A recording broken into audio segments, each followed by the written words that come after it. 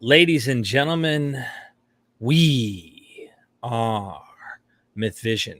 Welcome back to MythVision Podcast. We're going to be talking about the resurrection of Jesus, obviously continuing the series of a critical examination, but we're talking about the honorable death and burial of Jesus. And this whole chapter that is in Jonathan M.S. Pierce's book, this book here, if you haven't already jumped on and got you a copy, this is an interesting examination, and we're going to hear some fun stuff according to what Jonathan has dug up. He's looked at a lot of the scholars out there and checked this stuff out. So let's get the show started. As you guys will trickle in, we're going to do our intro. I'm going to show you a few things, and then we're going to obviously get into the meat. So with that being said, let's get started.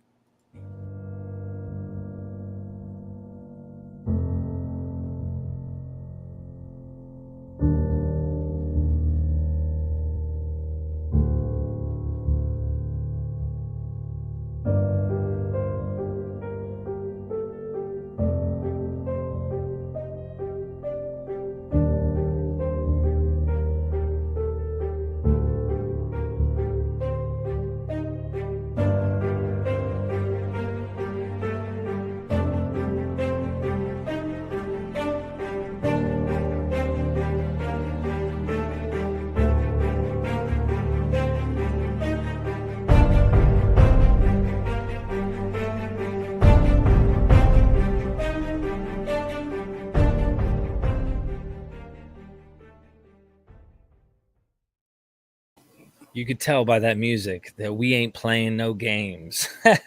This is awesome. I'm really excited because his book is actually knocking over the Jenga tower of the resurrection. But, you know, Jonathan's late to the game. I'm late to the game, right? Like there's plenty of people in history who've been poking holes and showing problems. And a lot of the research that he did is a very interesting chapter. Let's put it that way. What we're going through is going to kind of point out a lot of different things. It's a very short chapter, but there's a lot of detail that I think is necessary to get into. So as we start to dive in, I want everybody to check out his YouTube channel. I commented that in the comments section. You can go and join his YouTube channel here, A Tippling Philosopher. Let's grow those numbers. Let's get him more subscribers than 513.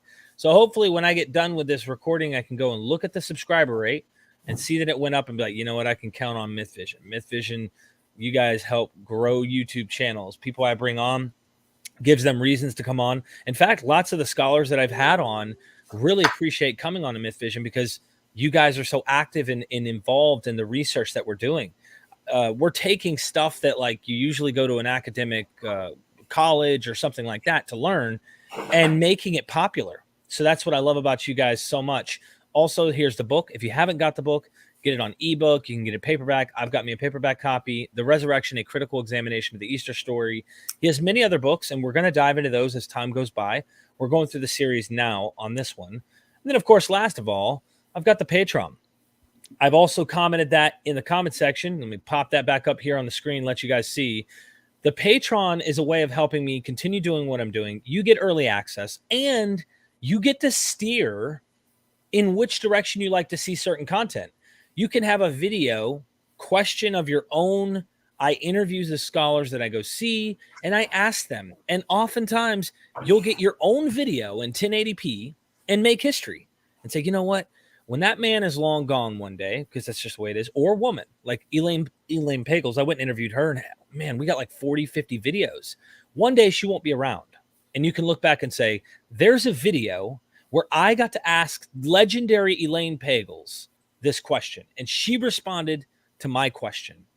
That is one of the things I do, and I leverage to try and make MythVision not only a family event where you're part of a family and you can help make a change, but also, you know, you get early access. So there's like little things, and I'm continuing to learn more. I just dropped the historical Muhammad yesterday. Fantastic 2-hour interview with a PhD expert, because I get a lot of Muslims who are like, oh, you have these ex-Muslims and that's it. Well, I have ex-everybody. You know, I always like to talk about deconversion stories. I relate to people who leave these faiths and look to critical thinking. But this guy is an expert. I mean, like, there's no going around and acting like this guy doesn't know what he's talking about. If you hear that, then they're just trolling you because they don't know what they're talking about. Anyway, there's a long plug. I just had fun. I had to let everybody really know why this is so important.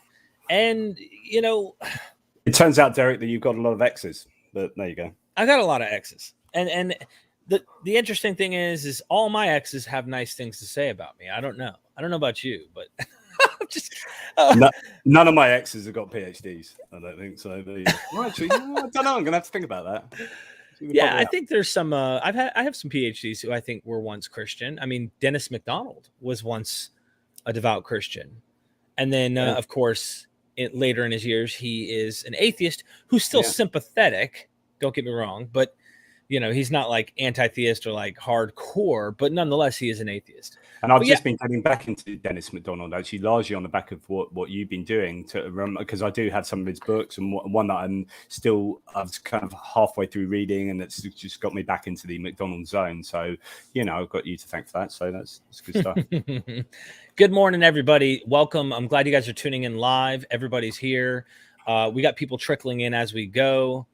Guest camera is Can I just say I'm never going to be as colourful as you, but I've come packed with stash. Look, Atypical Philosopher, and you know my cup of tea is in Atypical Philosopher thermal mug. Oh, how wonderful. Hold on, show that again because it glitched.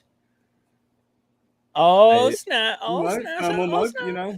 Yeah, my wife actually created some fan art, or if you will, like apparel for MythVision. Yeah. And we're doing that in the Teespring. We've got like a little mug with we are MythVision, and then the other side's got my little logo, and nice. So we're starting to do more on the Teespring. So if people are wanting to do that, I am like hoping and expecting people who do buy the apparel to send me a picture of them wearing it or using the coffee mug or whatever, so that I can like broadcast it to everybody and show everybody like we are MythVision.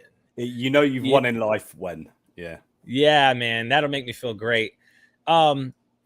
How do we begin this? Because what we've previously talked about is we talked about an awful lot, haven't we? And we started off this journey with a look at the philosophy and theology to do with atonement and to do with the Holy Trinity, and that doesn't make sense. So we don't need to do any of this analysis, because the whole notion of the resurrection based upon the resurrection of a God-man figure, spirit, that atones for sins doesn't make any sense, and the Trinity doesn't make sense. So, you know, this is all of this part of the series is irrelevant in one regard. But if we're going to go down the path of analyzing each of the gospel accounts and Paul for what they actually claim, then none of that makes any sense either, for a whole host of reasons, but both sort of internal contradictions within the gospel accounts, but also what we know about the history.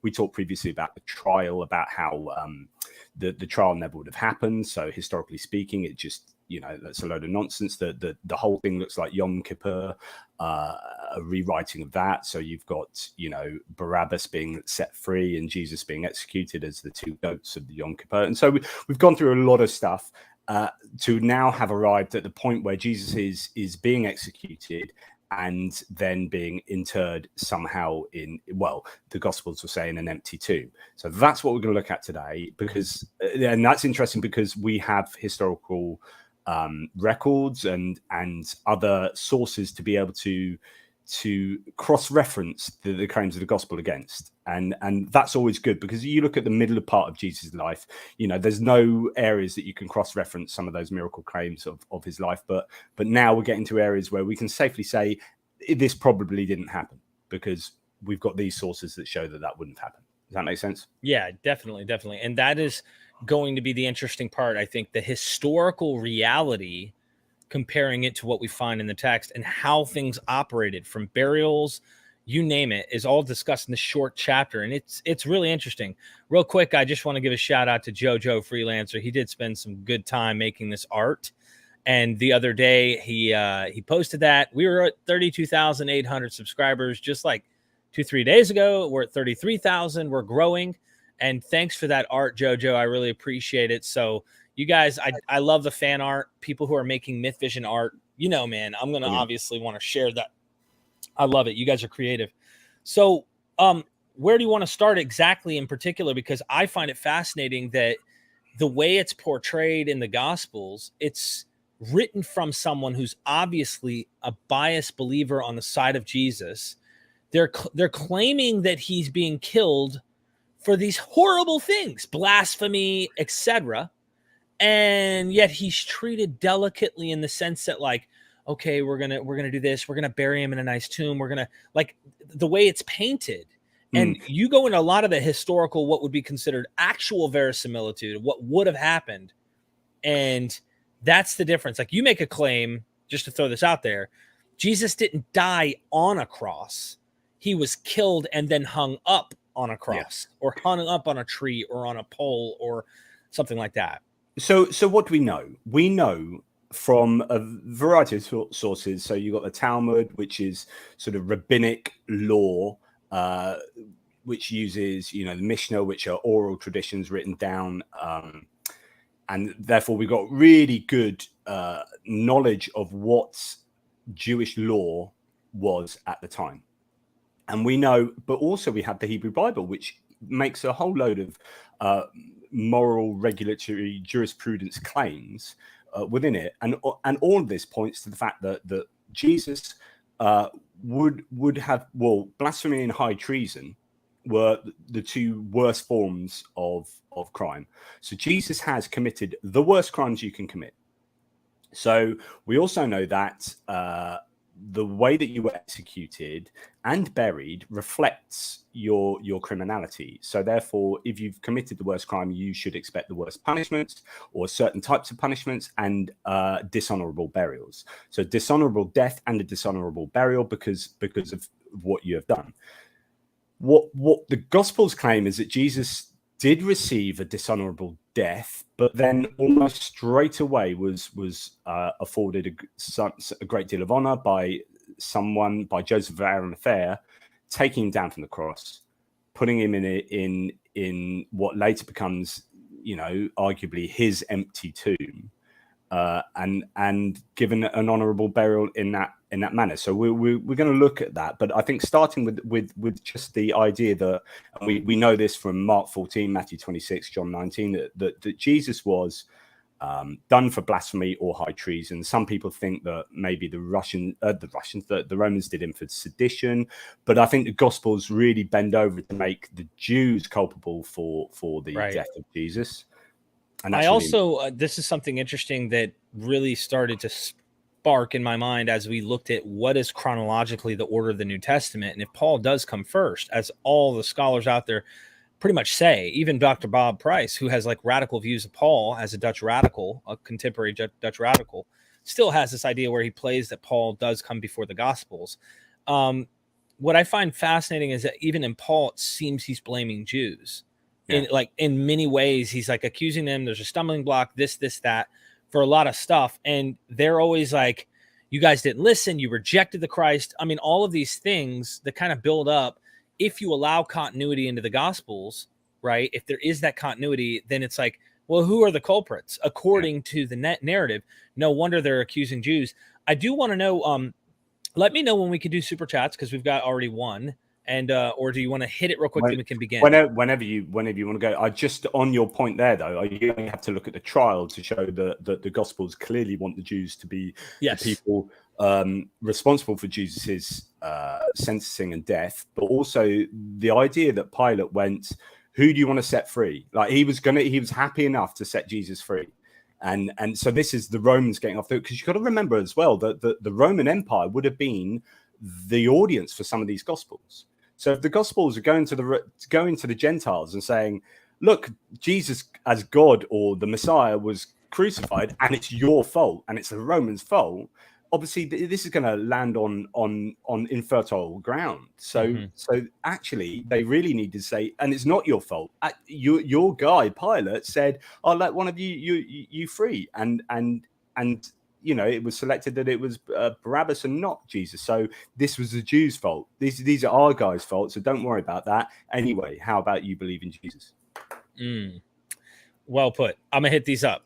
Mr. Monster, thank you for the super chat. He says, what is the biggest piece of physical evidence, notice physical, that could even remotely relate to a historical Jesus character? I know about the Pilate stone, though.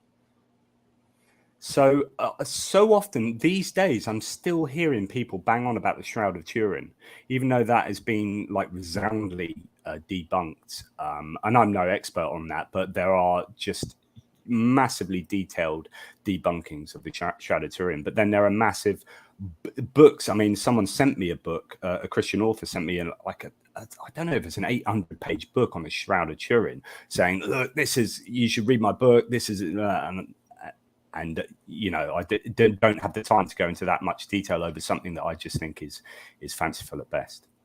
Yeah, as far as physical evidence, you know, I just read this book by Sean W. Anthony on Muhammad. Did Muhammad exist, right? I've got some books back here that try to say he didn't exist. There are people who are trying to make the claim that Muhammad didn't exist. Well, after listening to this scholar and other scholars that are in the vein that are like, yeah, there was no reason not to think there was a Muhammad, that there was a guy who started this thing.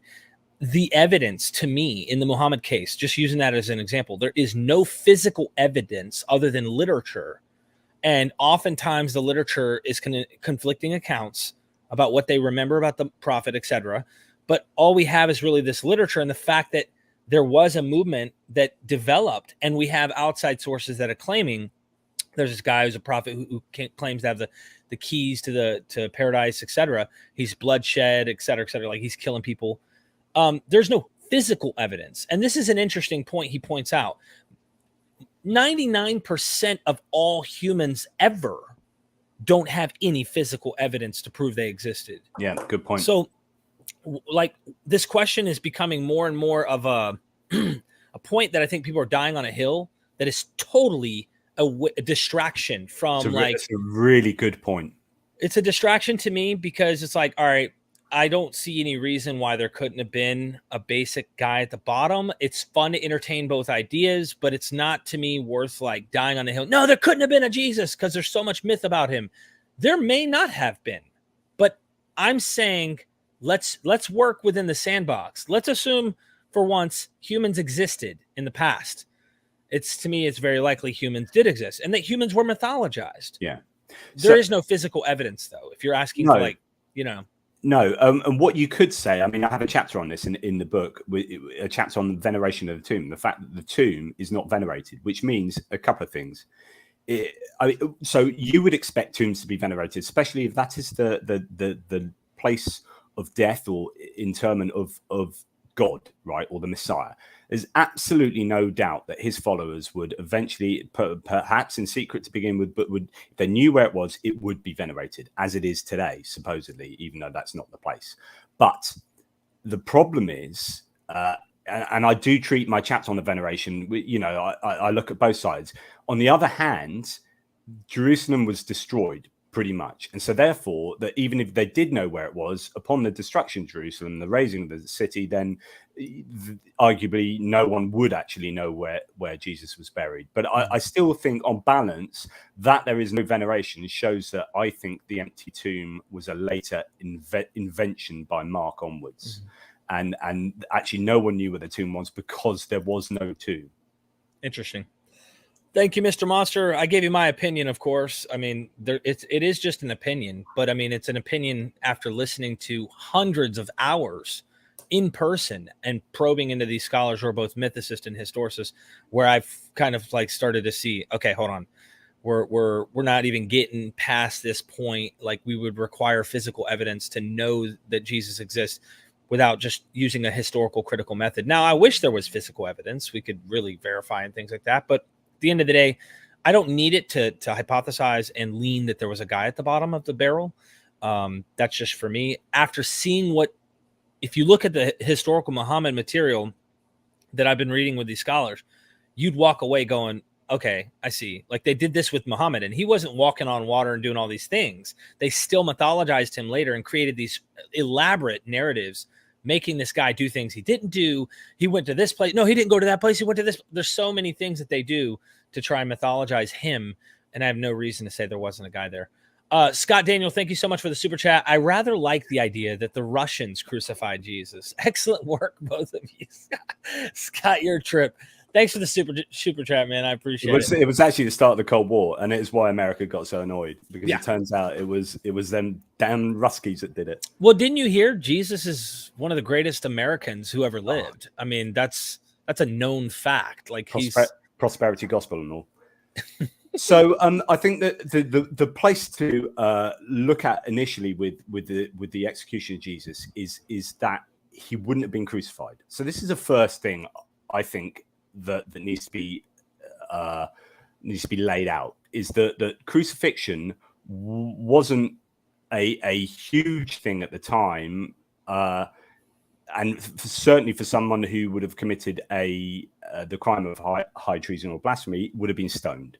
Okay, so it would have been stoned, and it looks like, from what we can glean from different sources, it looks like what probably would have happened is someone like Jesus would have been stoned to death and then hung on a post in order to be a deterrent to those who walk by, and then taken down before sunset, as we'll come on to in a little while. But stoned and then hung on a post. And in fact, there are little sort of nuggets we can get from even from inside the Bible itself. I think from is it that Mark 16 burial thing? Yeah. So I mean, there's so many quotes. I've got it right here on the screen, and I hope that they could see it. Well, yeah, no, not yet on that one, but Okay. So just Galatians 3:13, Christ redeemed us from the curse of the law, having become a curse for us. It is written, cursed is everyone who hangs on a tree.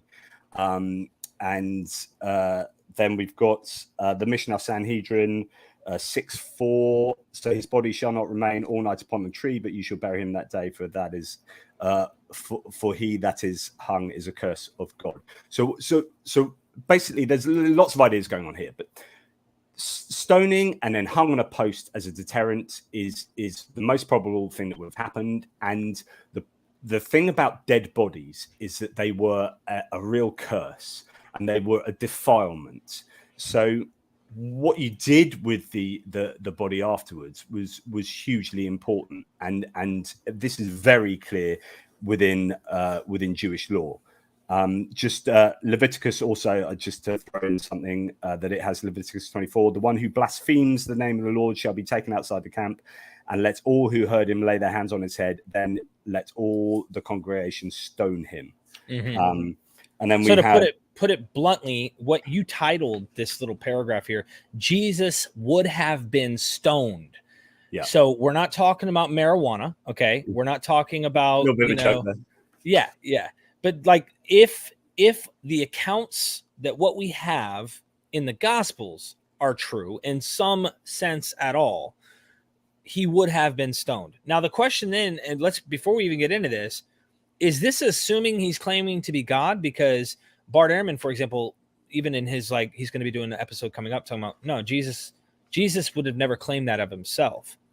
I'm with Bart Ehrman on this. I think Bart Ehrman is right. So How Jesus Became God is a really good book, mm-hmm. in which he sets out a kind of exaltation scenario where Jesus, particularly from Mark, Matthew, and Luke, Jesus would have been a Messiah. And I really do believe this. I don't think the synoptic gospels thought Jesus was a God, right? So they thought he was a Messiah, and therefore his death and resurrection would have been a way of him being exalted in heaven as a really special individual, as a Messiah. And it's only later, as I said with John, which is why John has Jesus as the Paschal Lamb. John has the Logos. You know, John is very different from the other Gospels and sees Jesus as a more divine form, because he's writing later and these kind of theologies are being developed. But there would have been competing political, theological sects that were trying to work this stuff out and arguing with each other. And, hence, Paul writing letters arguing about how the resurrection works to the Corinthians and so on and so forth. These it all would have been a really interesting time of people trying to work out what the hell has just happened, because I believe as a historicist that Jesus was just a cult leader who people thought there was Messiah. He ends up getting executed, and then they go away and then they try and work out how this works by going through the Old Testament, finding out a bunch of scriptures, throwing it at Jesus, reinventing Jesus and reformulating that narrative into an Old Testament verified new narrative with invented events that conform to the theology they had in mind. So let's just assume what you're saying is there's a kernel here of history. You think there was a guy who actually was killed, most likely by Jews, stoned to death. what would you say? Because you do an interesting thing in your book when you say, this is my thoughts. I know the Gospels say Pontius Pilate's in the story. Nah, I don't think that's historical. I think they added this in, making Romans look good, by the way, versus, Jews. But if you look at this, what do you think he was stoned to death for in reality? Since it seems like he's blaspheming God, do you think he was being stoned for blasphemy? Yeah, so I think there are two competing theories in the skeptical circles. One is it's some kind of sedition against Rome, and it could be the Romans involved, but then that got morphed into being the Jews being responsible for, and it becomes sort of more blasphemy rather than, or it's simple blasphemy for going to Jerusalem during the Passover festivities, maybe, and saying things that were highly controversial that the Sanhedrin didn't like, and he rubbed people up the wrong way. He was like a revolutionary. Cultic figure that they thought, right, this doesn't conform with our conservative views about how things should be. Therefore, let's get him, put on trial and executed. It wouldn't have happened at all like it did in the Gospels. So the trial wouldn't have happened anywhere like it was claimed to have happened, because that would have been a legal trial, and it just, we went through this last time. There's no possibility that trial would have happened. But some kind of trial and execution, I would claim, is a gist memory, as Bart Ehrman would say, is a memory of the real Jesus. So he's wound either the Romans or the Jews up the wrong way, and he's been executed as a result. Can we know 100% who he rubbed up and exactly why? Well, not really, because we're gleaning all of this from the Gospels that are just incredibly heavily overlaid with theology. And so I think trying to work out definitely what happened is impossible. Trying to make some inferences is the best we can do. Yeah. So please continue. I figure I'd ask that because, it's a tricky one. It's an interesting question. So one more quote I wanted from Josephus, who said, "Let him who blasphemes God be stoned to death and hung during the day, and let him be buried dishonorably and out of sight. And when he has continued therefore one whole day, that all the people may see him, let him be buried in the night. And thus it is that we bury all whom the Lord's condemned to die. Upon any account whatsoever, let our enemies that fall in battle be also buried, nor let one dead body lie above the ground or suffer a punishment beyond what justice requires." So he very clearly talks about, blaspheming and being stoned to death. So that was just that other source that I wanted. I think it's highly likely that he would have been stoned to death. But if you really, really want to argue a crucifixion, then he wouldn't have been crucified on the old sort of crucifix style of cross that you see hanging around people's necks. That wouldn't have happened for a whole bunch of reasons. I mean, we've got very little evidence that was the case. In fact, the first evidence we got that Jesus was crucified on something that looked like that was an inference from a sort of carving, I think, in a church in the 400s. I mean, really, that there is no great evidence to suggest he was properly crucified. More likely on a T. So they'd rest he would walk along with the top of the T already strapped, and then they'd hoist him up onto the top of the post, and that would be a T, or a pie shape, like the mathematical symbol for pi, a pie shaped one. And basically they reused wood because there wasn't a lot of wood around Jerusalem at the time, and so there are lots of reasons to think that he wouldn't have been able to carry that whole cross himself. So, a lot of the claims in the Gospels just don't add up with what we can generally work out. Real quick, on that notion, I think it's interesting to let our audience know crucifixion isn't a living person. I'm not saying it isn't this. This is my point. It isn't limited to. Crucifixion is not only, let me take a living person and put them on a pole or on a tree or on a cross type shaped object, whatever, to suffer for days. By the way, it would not have been few hours and then he's dead type of situation. They wanted you to suffer. They wanted you to have agony for days, almost a week. Then let the birds eat you, then let the dogs. But we're going to get into all of that, like why this is all part of the suffering they want you to experience. But oftentimes crucifixion is, you are now dead already, and then they put you up on a stake, on a pole, on a tree to purposely teach the lesson to every bystander that walks by and sees. So this, I guess you'd say, this revealing of a dead body on this, whether there's just disgusting. It's supposed to cause fear in anyone's eyes. Don't do what this guy did. Don't act like this guy. So I wanted to point that out. But here's where it gets a little bit funky, because some skeptics like John Dominic Crossan and Bart Ehrman would say, right, Jesus would be left on the crucifix for days to be picked at by carrion and eaten by, buried in a shallow grave and eaten by wild dogs or whatever. And I initially used to believe this. So I used to think, yeah, that sounds pretty sound, because actually throughout the Roman Empire, that's exactly what happened. Right. Until I had long protracted conversations with Richard Carrier about this. And he was absolutely bang on to say this wouldn't have happened in Judea, because they had a localized treaty with the Roman Empire, whereby they were allowed a little bit of elbow room with regard to their sort of customs and rights. And it is very, very overtly stated in rabbinic literature, in all this sort of Jewish law, that if a body has died, if a body is dead, then it should be taken down and buried by sunset. If it's died before sunset, obviously I don't, if it dies in the middle of the night, there's not much you can do. But the next day you'd be burying it. So whereas the Romans would leave up bodies for 3 days as a deterrent or whatever, and as it's obviously tortured and already dead, but there'd be a long time dying and then leave them up for a long time so that they become a deterrent. That wouldn't have happened with Jesus. I do believe that actually someone would have taken his body down by sunset had they known he had died. So this is where some skeptics would disagree. So I actually disagree with Crossan and Ehrman on account of their claims that he would have been left on a cross. But I don't think he would have been on a cross. Or if it was a cross, it was, as I say, either a T, a pi, or an X shape was more common. The Christian crucifix cross, I don't think we've got any good evidence that he would have been crucified on something like that. Okay, but there you go. And the other thing that happens with him is he dies exceptionally quickly.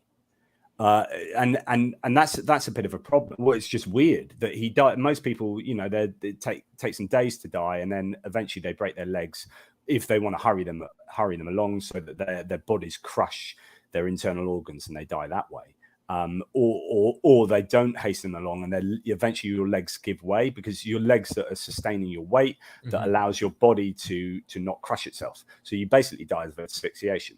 So what Jesus died within he died within the day. He was like bish bash bosh, died really quickly, and it was all kind of weird. So what's going on there? There's some kind of theological intention that is there some theological motivation that they need Jesus to be as intact as possible.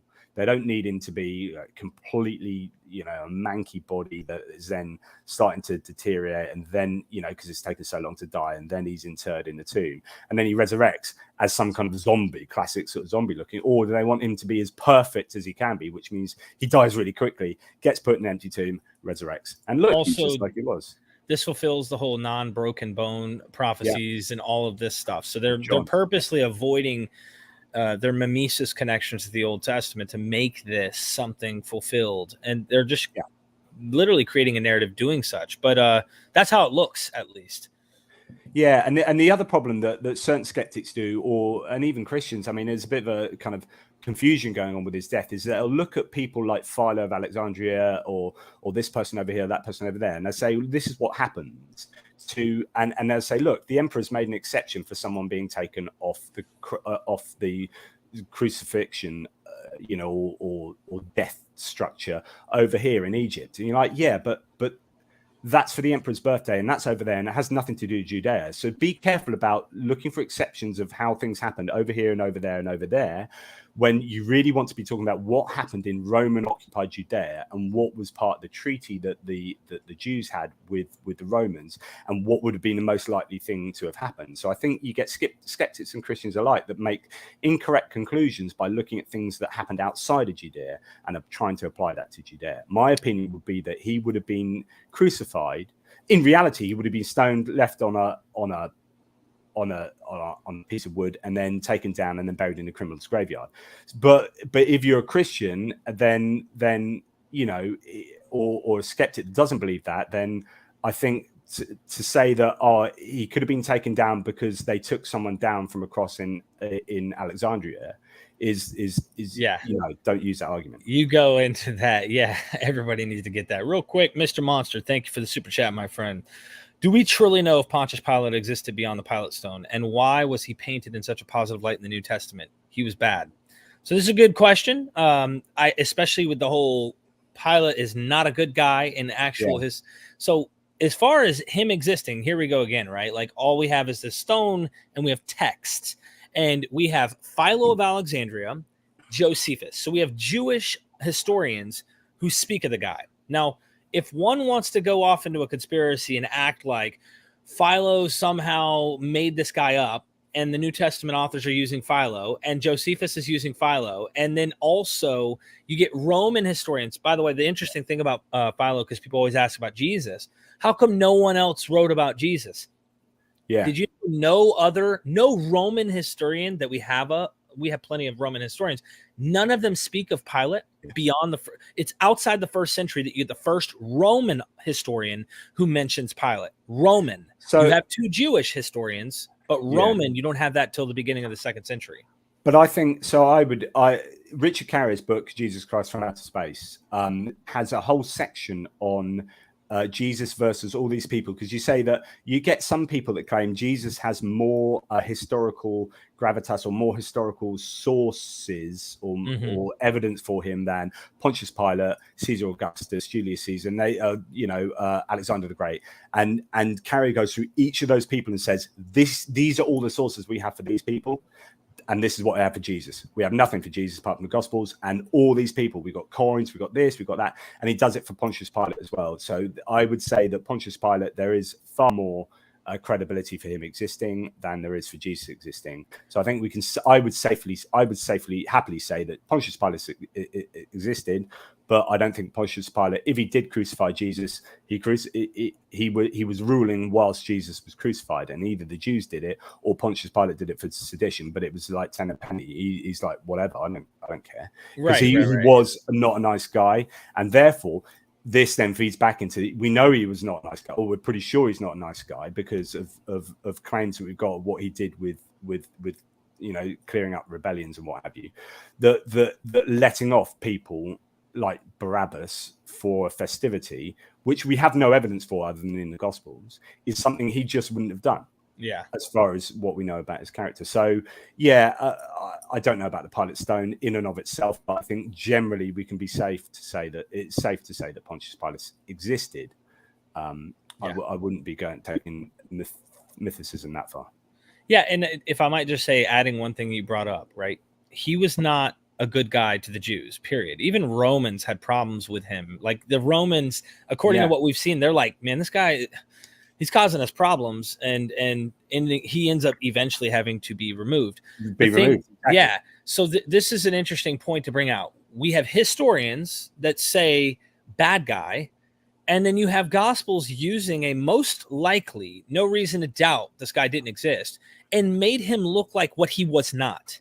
Yeah. So could the same not be done of a man named Jesus? I asked that, and this guy wasn't even like admired, and Pontius Pilate is made into a good looking guy. So could the same not be done on Jesus? Ask yourself that question and leave that question in your mind. Those are interesting points to bring up. All right. Yeah. So, and it's, there's a little part in here I talk about. So that's like, we've just sort of very quickly gone over that Jesus probably wouldn't have been crucified, definitely wouldn't have been crucified on the Christian style cross, to call it that. I'm pretty sure, and Deuteronomy 21 again, if a man guilty of capital offense is put to death and body hung on a tree. So, we definitely, as I said, I've given you lots of quotes from different places to say that Jesus wouldn't have been crucified like he was, but maybe he was. But I just don't think that we've got good evidence to suggest he was, because the Gospels are the only sources for these claims. If you're watching, if you got the book, it's on page 160 that he's quoting from, and he's talking about in his writings. So just a heads up. Go ahead. Yes. So and then there's a little bit that William Lane Craig sort of again makes some claims. I forget now exactly. I was going to talk about this, but he seems not to understand his own writing. That he gets wrong ideas about what the Jews would allow or not. So he thinks, so this is going on to the next part, which is what I want to talk about, which is Jesus being taken down by sunset. Okay, so I'm getting ahead of myself. Sorry, I've got so much to say. So the idea now is that Jesus died, as according to the Christian text, and he's died really, really quickly, but it's before sunset. So we have Joseph of Arimathea that comes along and takes him down. Now, I would agree that a pious Jew, which is what Mark tells us about Joseph of Arimathea, he says as a pious Jew comes and takes down Jesus' body. I believe that that's actually quite probable, which is to say that it's very clearly written in Jewish law that bodies should be taken down by sunset, lest they defile the land. I think we can interpret, and there's some argument to suggest that Joseph of Arimathea in Mark is not a follower of Jesus, and Mark's is the only one that's a kind of neutral on Joseph. It just says he's a pious, he's a pious Jew, and he takes him. We could argue that as a pious Jew, he would take him down from the cross to follow the rules, and then goes and buries him somewhere, and that's the end of Joseph of Arimathea. And the later Gospels embellish Joseph to become this person that actually Mark doesn't necessarily say he was. So I think that's an interesting idea. I do think it's interesting. Matthew makes him a disciple. Mark doesn't say a damn thing about it. And this goes right into the point we just talked about with Pilate. Like, you got a guy who's faithful Jew who would have been against this Jesus cult most likely as a Sanhedrin, period. I mean, these are guys that are the opponents. And here you have him in Mark. It doesn't say anything like that. He's loyal, faithful. But then Matthew makes him something he's not, just like Pontius Pilate is made something he's not. Yeah, Mark also doesn't say it's Joseph's own tomb or that it's new. It's never been used before. So Mark doesn't say that. So Mark says very little about this stuff, and everything else appears to be later embellishment. Sorry, I interrupted you. No. Please, this is us, bro. We're collabing. I love this. I want people to go with the whole looking at the synoptic development. You can see a development. Matthew is like, it isn't enough just to have this Sanhedrin member come and bury Jesus. People are already asking questions. Where did he bury him? How do you know? Like, all these things. So they're probably already dealing with people who are naysayers. Because that makes the Jewish look good. That makes the Jews look good, right? Yeah. Sorry, sorry, there's a bit of breaking up there. Probably it broke up for me too. Yeah. So this is arguably, Mark's making out Joseph of Arimathea to be like a decent Jew, and of course that they want to be moving away from the Jews being sympathetic to the Jews. So the later gospel authors I could be saying, I mean, this is just my theory I'm throwing out there, could be saying that actually Joseph isn't being nice because he's a pious Jew. He's being nice and taking the body down because he's a secret follower of Jesus. And there's a general just twisting of what they've taken from Mark. And then, in fact, I think Raymond Brown says something. He's a great Catholic exegete that says we should be careful. I'm going to paraphrase him here, but he says we should be careful to take what we think are Mark's intentions from Matthew and Luke, because they change and develop and reinterpret everything they get from Mark so much. Which is a really interesting quote, because it's basically saying that they are just bending and changing Mark for their own theological ends. So that you got one of the greatest exegetes admitting that. But yeah, so I think Mark could be saying something quite different to Matthew and Luke and later John. I think that it's not a stretch for them to have embellished it, especially when you get to John. You have Nicodemus with him, so now you have another pious Jew who's asking Jesus at night. He comes to him when no one's around, so nobody knows, and he's asking Jesus these questions, and Jesus is teaching this teacher. It's an interesting narrative. So yeah, I think you're right. There's an embellishment going on. And Deuteronomy, just going to quote Deuteronomy 21. So just to really get in the viewers' minds that bodies would have been taken down early, especially if there was a treaty law with the Romans that the Jews of Judea had. If a man has, and this is Deuteronomy 21, if a man has committed a sin worthy of death and he is put to death, and you hang him on a tree, again a tree, his corpse shall not hang all night on the tree, but you shall surely bury him on the same day. For he who is hanged is the curse of God, so that you do not defile your land, which the Lord your God gives you as an inheritance. And that's then quoted again in Joshua 8 and Joshua 10. So this is very clear. And in fact, there are many places that say that you should take the body down. You got it in the Mishnah tractates, in the Mishnah Sanhedrin, and Josephus again in Antiquities, and there let him be stoned. And when he is continued there for 1 whole day, and that all the people may see him, let him be buried in the night. He was immediately put to death, and attained no more than to be buried in the night in a disgraceful manner, and such as was suitable as to a condemned malefactor. So that's to say that he would even say bury them in the night. It's that ignominious, it's that obscure a thing that should happen, such a disgrace, that they should be buried in the night, or certainly, buried dishonorably. And we'll come on to that in a second. But the idea is that he would have been taken down before sunset. The issue is just how quickly he died, like the fact that he just never would have died before sunset unless he was really weak. And it's really interesting. I think it was Origen that made an apology for Jesus dying, because he didn't want Jesus to be seen as a weakling. So he said that he had the power to, I can't forget what Origen says, but he kind of like makes an apology for Jesus for dying so quickly. There you go. Yeah, that's... But yeah, that's what happens. Yeah, and then you've got William Lane Craig, who, this is what I was going to say. So William Lane Craig then says, none of the Gospels suggest that Joseph was acting as a delegate of the Sanhedrin. There was nothing in the law that required that the body to be buried immediately. This is really interesting, because he's wrong. He's just flat out wrong here. Yeah, he is. And what page are you on? So I'm on page 164 of my book, and this is from William Lane Craig, something he wrote in 1989. Got it. I see what you're saying. And that Jews may have been content to leave that to the Romans. That Joseph dared to go to Pilate and ask specifically for Jesus' body is difficult to understand if he was simply an emissary of the Sanhedrin assigned to dispose of the bodies. So I think Craig's reason for arguing this is because it makes Joseph of Arimathea to be this courageous, Christ-following Jew that he has become in Christian cultural history, as opposed to the much more probable idea that he was merely a pious Jew doing his religious duty, unconcerned with whom Jesus supposedly was. Craig, in arguing for his orthodox Christian view here, is illustrating a dubious methodology whilst contradicting known history. And it's just really surprising, because if Craig knew Jewish law and even the Bible, like, he would know that actually what Craig is claiming is wrong. He's doing it because he's siding with the church on this. So the church has been early church fathers. They've been making this apologetic claim that this is exactly right. This Jewish Sanhedrin named Joseph of Arimathea was a secret Christian. That way, the Gospels don't look silly as they develop this character. However, what you point out, not only is this Hebrew Bible, you're also pulling sources of how Jews were practicing these things in the first century, and how they would have buried people, exactly what they would have done and what was custom.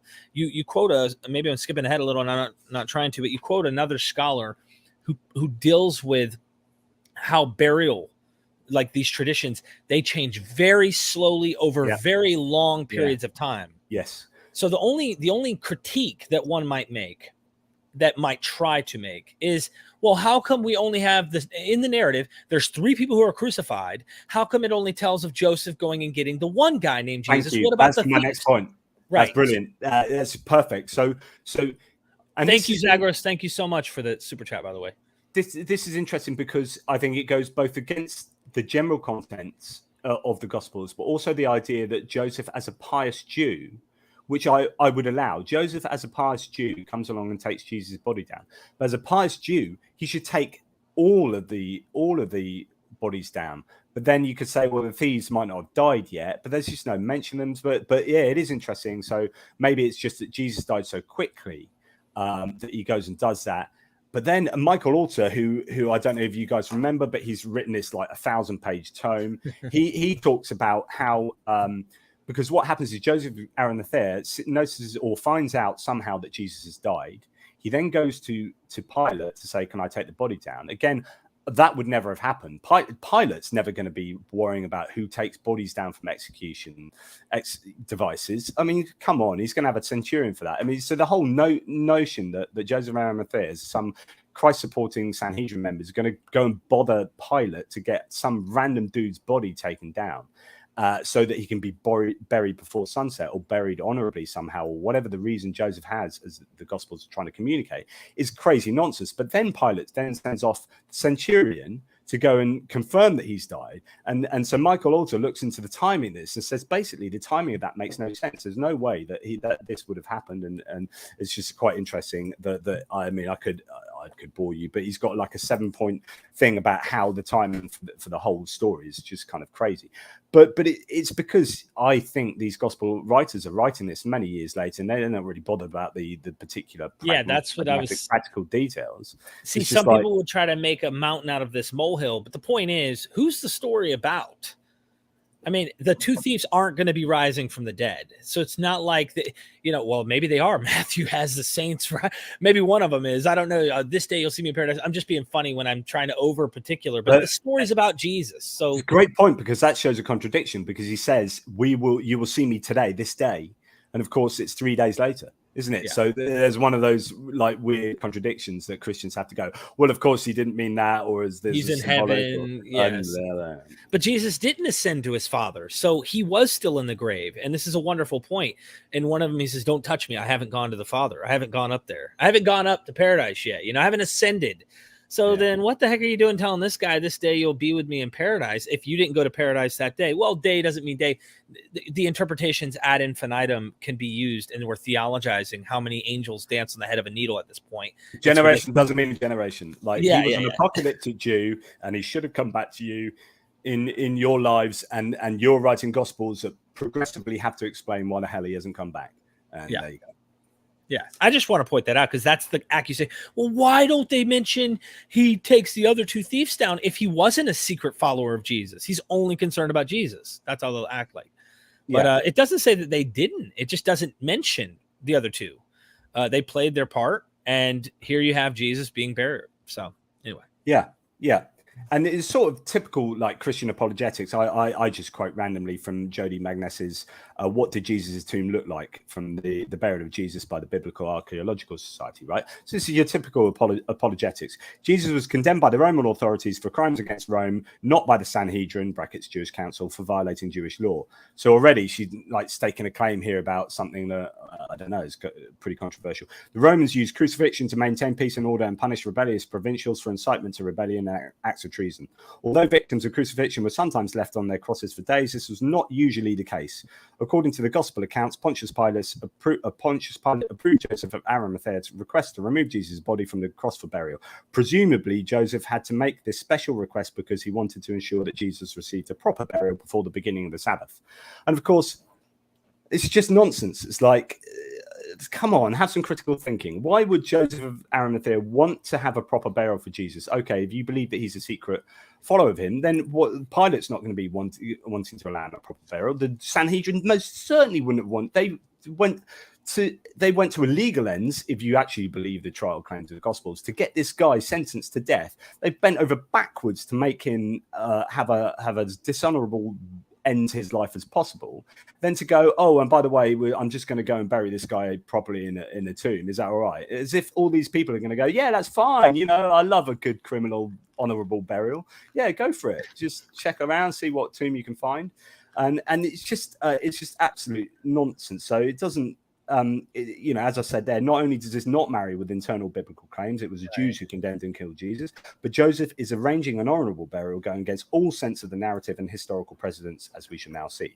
So the idea now we get onto is the idea of a dishonorable burial.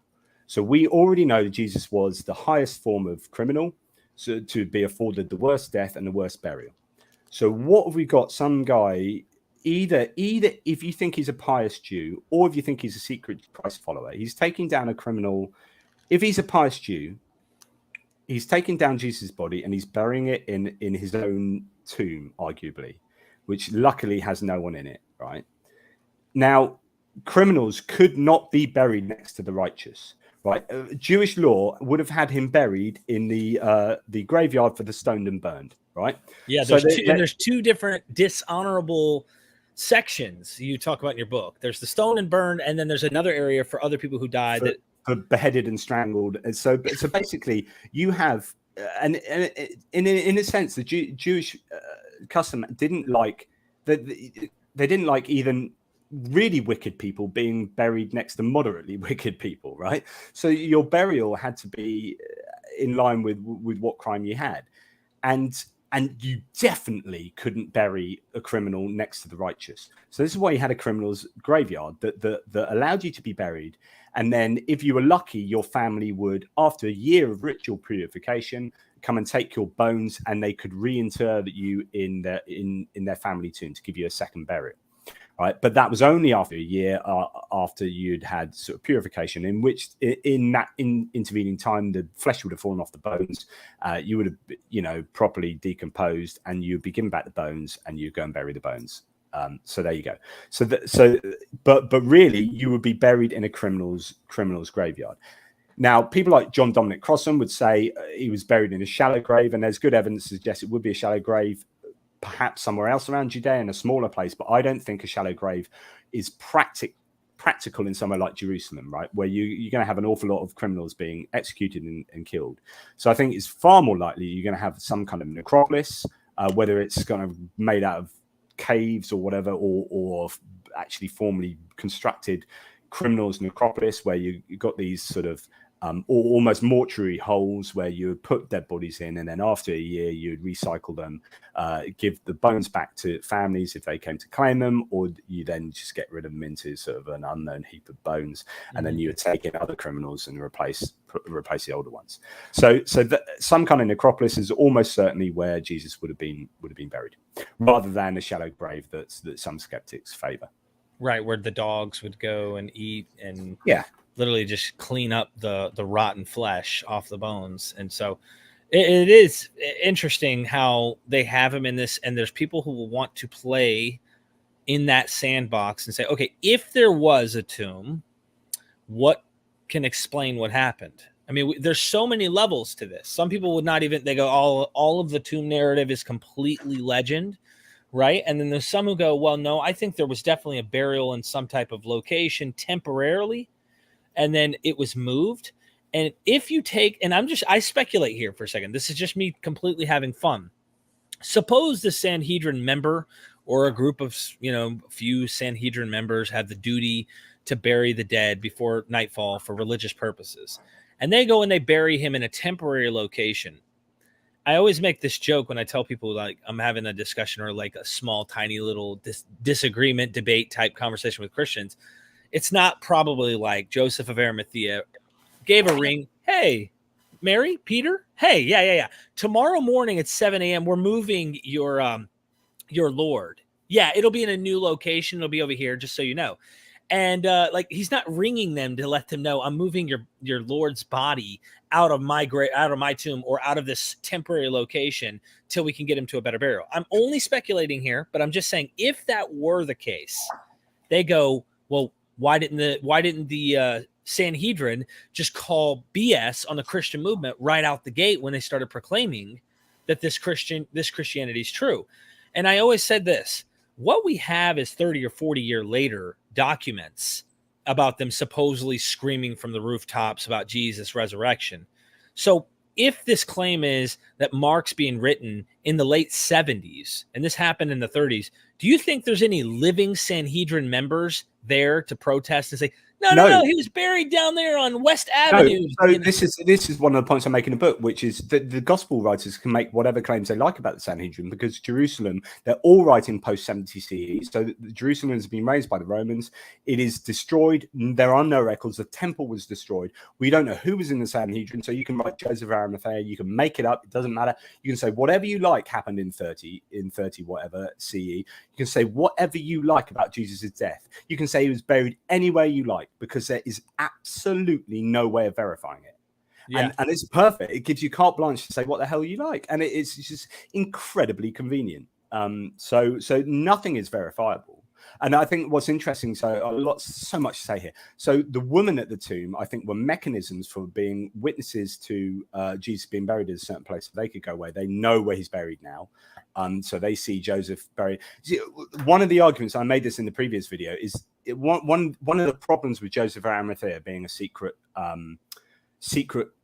a Christian sect member is that he doesn't appear to be working with any of Jesus's followers, and he's never heard from again. Now, this is incredibly suspect because he would surely be working in tandem with all the followers, but there appears to be no connection between them at all. He just takes down the body and then disappears. So he looks like entirely like a mechanism in order to get Jesus' body into a tomb so that Jesus can disappear from a tomb. The women are there as witnesses to that, so they know where the tomb is. And there you go. You could, at a push, say that a pious Jew took his body down, put it in a tomb, because for some reason the criminal's graveyard, although the criminal's graveyard is going to be close to where the executions are, so this is a bit of a stretch. But if you really wanted a tomb to be involved, you could say that a pious Jew took him down, buried it very quickly in a tomb, and then as soon as the festival was over, as Passover was over, came back, took the body out of the tomb and reburied it in a criminal's graveyard. Jesus' followers knew that he was buried in that first initial tomb. Then Joseph or other Jews would come back and take him out of that tomb because it's defiling the righteous burial chamber. They go back to the tomb saying, Jesus was buried here. We saw him buried here. Then they go to anoint his body to do whatever they were supposed to do, were wanting to do. And he's not there.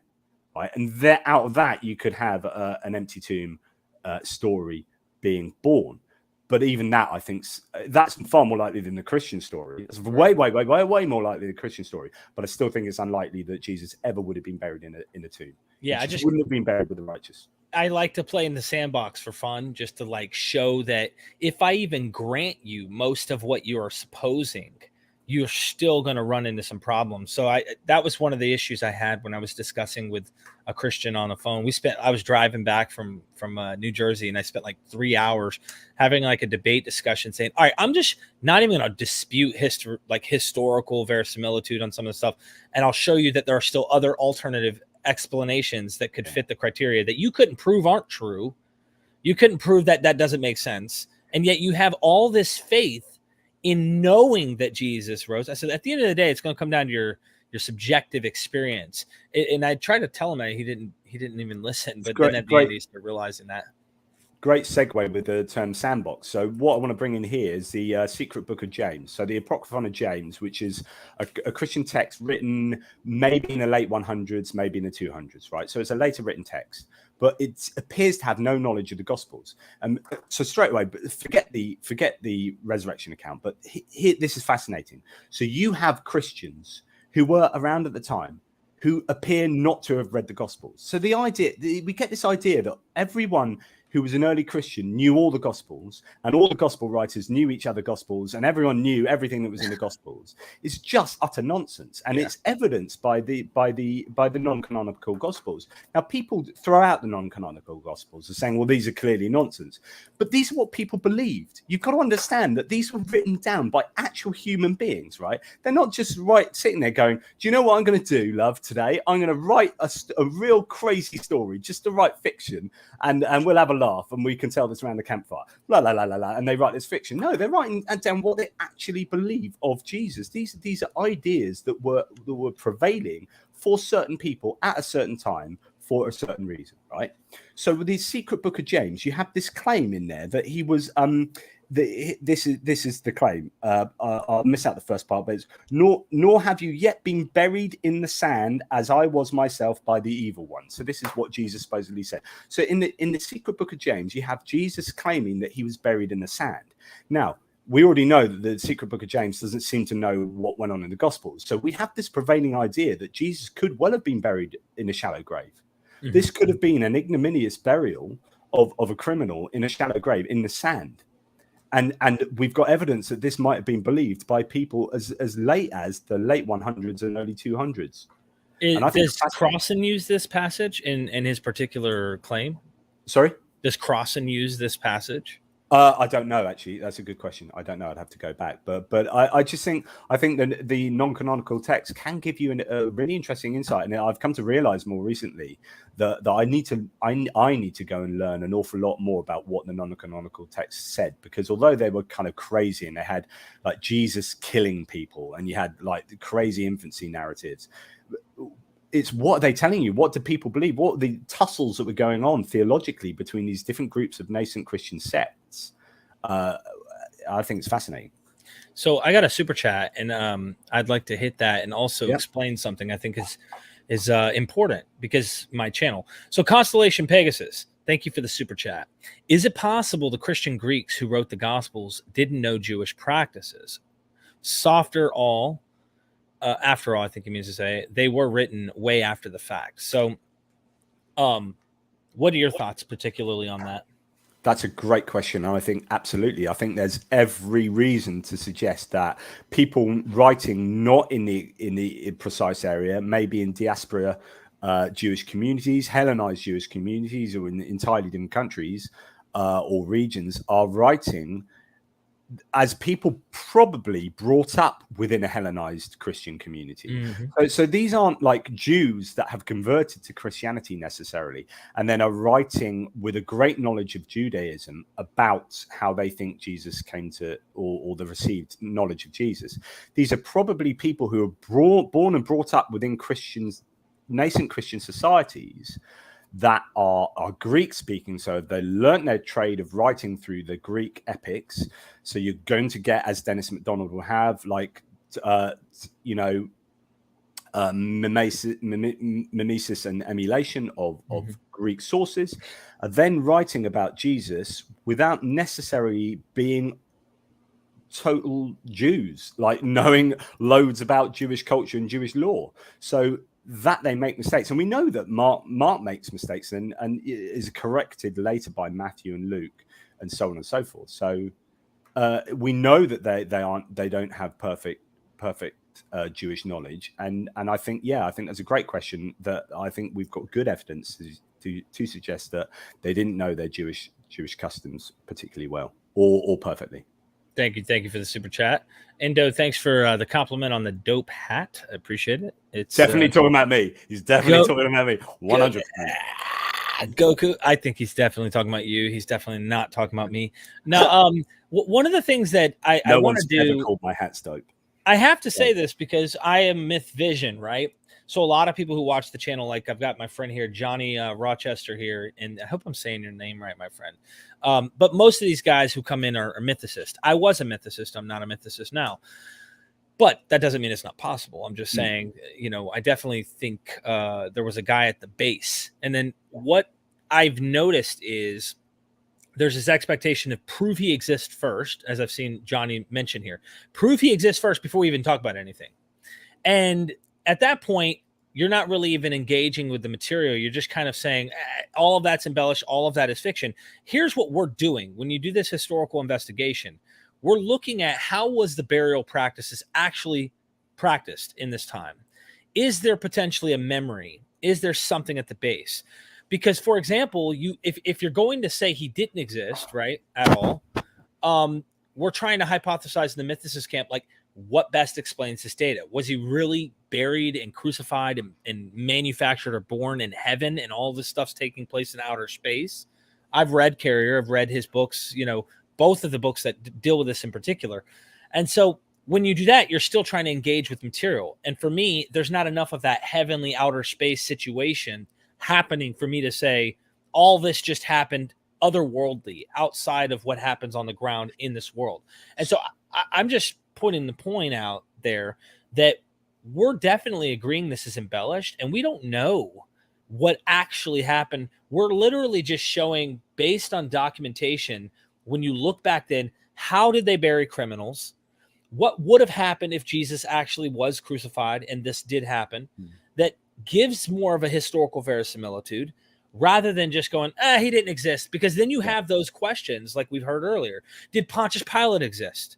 I mean, after a while, it's like, does anyone exist unless you have empirical, physical, archaeological evidence? And people exist. Claim is a general philosophy here. Every claim is a probability claim, really, when you're talking about this kind of stuff. So cogito ergo sum, I think therefore I am. The only thing you can prove indubitably that exists is yourself.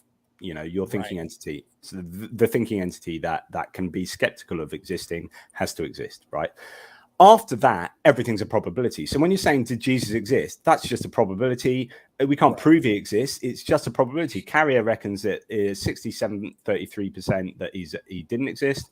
I am 67.33% he did exist, but I'm not going to die on that hill, like I keep saying. Right. But like you say, we'll piece this jigsaw together of like, what do we know about burials and what do we know, and then about the fact that there are these claims, there are these Christian sects, there is this idea, and I would side with Bart Ehrman on the fact that there are gist memories, that there are just these little nuggets of like Jesus of Nazareth was a miracle worker, like an itinerant preacher, and he went to Jerusalem and he got executed, and pretty much that's all you can know. Like I think that there's your history. Everything else is myth. Everything else is embellishment. Yeah, I mean, at the end of the day, though, then why do you even believe him? There's no people who are out here contemporary to him that are writing about him other than Paul. Paul has a heavenly Christ, et cetera, et cetera. So the list goes on. And I'm not going to sit here and postulate that position either. I'm not going to sit here and push that. People exist. I said this earlier in the show. 99% of people or more existed, and we have no documentation of them. We are like no documentation, and especially physical evidence to know that they exist. So when we talk about physical evidence, it's a whole nother thing. I mean, we're dealing with it. So I don't need to go full on mythicist in order to sit here and talk about these things. But actually, what someone like Carrier, who's a mythicist, and I consulted with him a lot on this book, and this is he 100% agrees with this whole burial chapter and everything within it, because irrespective of whether you think Jesus is a myth or not, these arguments still pertain to against the gospel claims. Yeah. And so you know, it doesn't matter whether you're a historicist or a mythicist. These aim to show that Jesus wasn't buried in the way that was claimed. He either didn't exist or he wasn't buried like that. But the gospels are wrong either way. I guess my whole point in even bringing this up was simply this: when we're doing what we're doing today, and we're having these discussions, I get it. You'd go, well, prove Jesus exists. I would say put that on the shelf, because that's a question I don't even think is necessary when we're dealing with this criteria here. We're simply looking at what history is and using the Gospels as data to try and say, would that even be possible historically? Does that even make sense in real history? If this went down, what are the problems with this? And so at the end of the day, you can believe whatever you want. You can say, nope, there wasn't a guy, or yep, there was probably a guy, but he wasn't a miracle worker who actually did these things and actually walked on water, et cetera, et cetera. So anyway. The Apocryphon of James, or some people translate that buried in the sand, but you know the thing I mentioned about him being buried in the sand, as translated as the last line is saying, nor have you yet been buried shamefully, as I myself was by the evil one. So some translations say buried shamefully, which is again fits well into what we're trying to say here. Josephus again states in Antiquities of the Jews, he that blasphemeth God, let him be stoned and let him hang upon a tree all that day, and then let him be buried in an ignominious and obscure manner. And that's really important. So not only are you going to be stoned and hung on a tree, but you're going to be buried ignominiously and obscurely. And some might even be at night, but certainly as what that means is you're going to be buried along with a load of other criminals. That's the obscurely, as in you know, you won't know, the person who keeps the ledger might know where exactly you're buried, but no one else is going to know where you're buried, and it's going to be dishonorable. And that is evidence from all the Jewish law that we know, and from Josephus and all these other sources. So we are fairly sure that he would have received a dishonorable burial. I think in your book too, what you point out about this burial thing is John Dominic Crossan and others who say he'd been up for days. What you go to show is that was the practice of the Romans, but being that Roman is this, they're ruled. They have their appointed leaders that are Jewish. They give them that. They grant them that. In fact, in your chapter, what I found fascinating is one of those things where you're like, I think it was Vespasian, Titus, I can't remember, but there was this like point. He was like, why are you guys doing this? We've given you your own control of your own region. Yeah. We allowed you to practice your laws. Maybe we're going to get to that. Am I already skipping? I don't want to skip. No. I mean, it's something we've already talked about a little bit before, which is they had a treaty with the Romans. But yeah. Right. And let me just finish this point, because this is fascinating. You point out in your book is that he's like, we gave you your laws. We let you do your laws. Right. So in Josephus, it's clear that the Romans are like, why are you rebelling and causing these problems and fighting us? We're like, the other nations probably didn't grant these things, and we did. We're letting you have your own leaders who are your own religious leadership, and you have your own practices, your own temple, your own religious rites, which is saying, like, look, you can follow your burial customs. We're not going to fight you on keeping the body up on this cross for 3 to 5 days or whatever.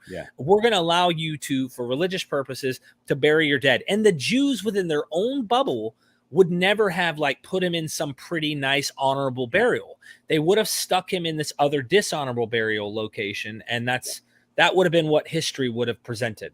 That was Josephus quoting Titus. So from the Wars of the Jews. Yeah, you're absolutely right. Yeah. And we have, what other evidence do we have? Well, the Hebrew Bible itself says in 1 Kings 13, that's a bit Trumpy in there. Jeremiah 22, that criminals would be, blasphemous criminals would get dishonorable burial. Jewish historian Josephus recounts a biblical story from Joshua 7 that ends straight away put to death, and at nightfall was given the ignominious burial proper to the condemned. So there is no doubt that Jesus should have had an ignominious burial. So if you're going to somehow claim that he didn't, this is going to be highly, highly improbable. And it's going to be a stretch to show how any Jew would allow that to take place. Yeah, it really is. Eric, my friend in Peru, thank you so much for the super chat. He's asking a question about Nazareth. It's a little bit off topic, but it's still in the vein of like dealing with a historical place here. Nazareth wasn't mentioned in the Old Testament, neither in the Talmud. Paul nor Josephus mentioned it. Where did the authors of the Gospels take this name from? And when Nazareth became a real city? Gracias, bro. Gracias. So that is, I'll tell you what, we'll get on to talking about that when we do our nativity, the book that I've written on the nativity. But I've also written articles on that and the Nazarene that I can maybe link to you, because that's a big old long analysis to talk about what's really being meant by Nazarene. Is it someone from Nazareth, and does Nazareth exist? And René Salm wrote the book Myth and Nazareth. I mean, some people are pretty skeptical about some of his claims, but the idea is that we don't really have evidence for it past before 70, I think, CE or whatever. So but that is pretty off topic, and that to answer that properly would take me about 20 minutes. Okay, Eric, dude, you got me on Messenger. We'll make sure we ask him. Thank you for the super chat, my friend. So here's a quote. There's a great Christian, a Christian called Byron McCain, who wrote a really good article where no one had yet been laid the shame of Jesus' burial. So as a Christian, he believes Jesus was given a dishonorable burial, although I think he argues for a tomb. But he states in place that. In one place, the element of shame in Jewish dishonorable burial is most vividly evident in the specific differences between burial in shame and burial with honor. Honorable burial emphasized precisely what shameful burial left out: the family tomb and mourning. So we get on to not only is the place dishonorable, but you were also not allowed rites and mourning, right? So the idea that the women then come to the tomb and do all this stuff for a criminal is just, it wouldn't have happened. Not only wouldn't they wouldn't have known where he's buried, or he would have been in a criminal's necropolis, but they would not have been permitted to mourn. And particularly on festival days. So it is a very interesting point you bring up. I have to bring this up because I've got 18 or 19 videos I did with Del C. Allison Jr. And one of his arguments was that he thinks that there's a historical kernel to women going to the tomb to try and anoint the body. And then he makes this argument because he's starting with the earliest source, 1 Corinthians 15, with Paul and all these appearances.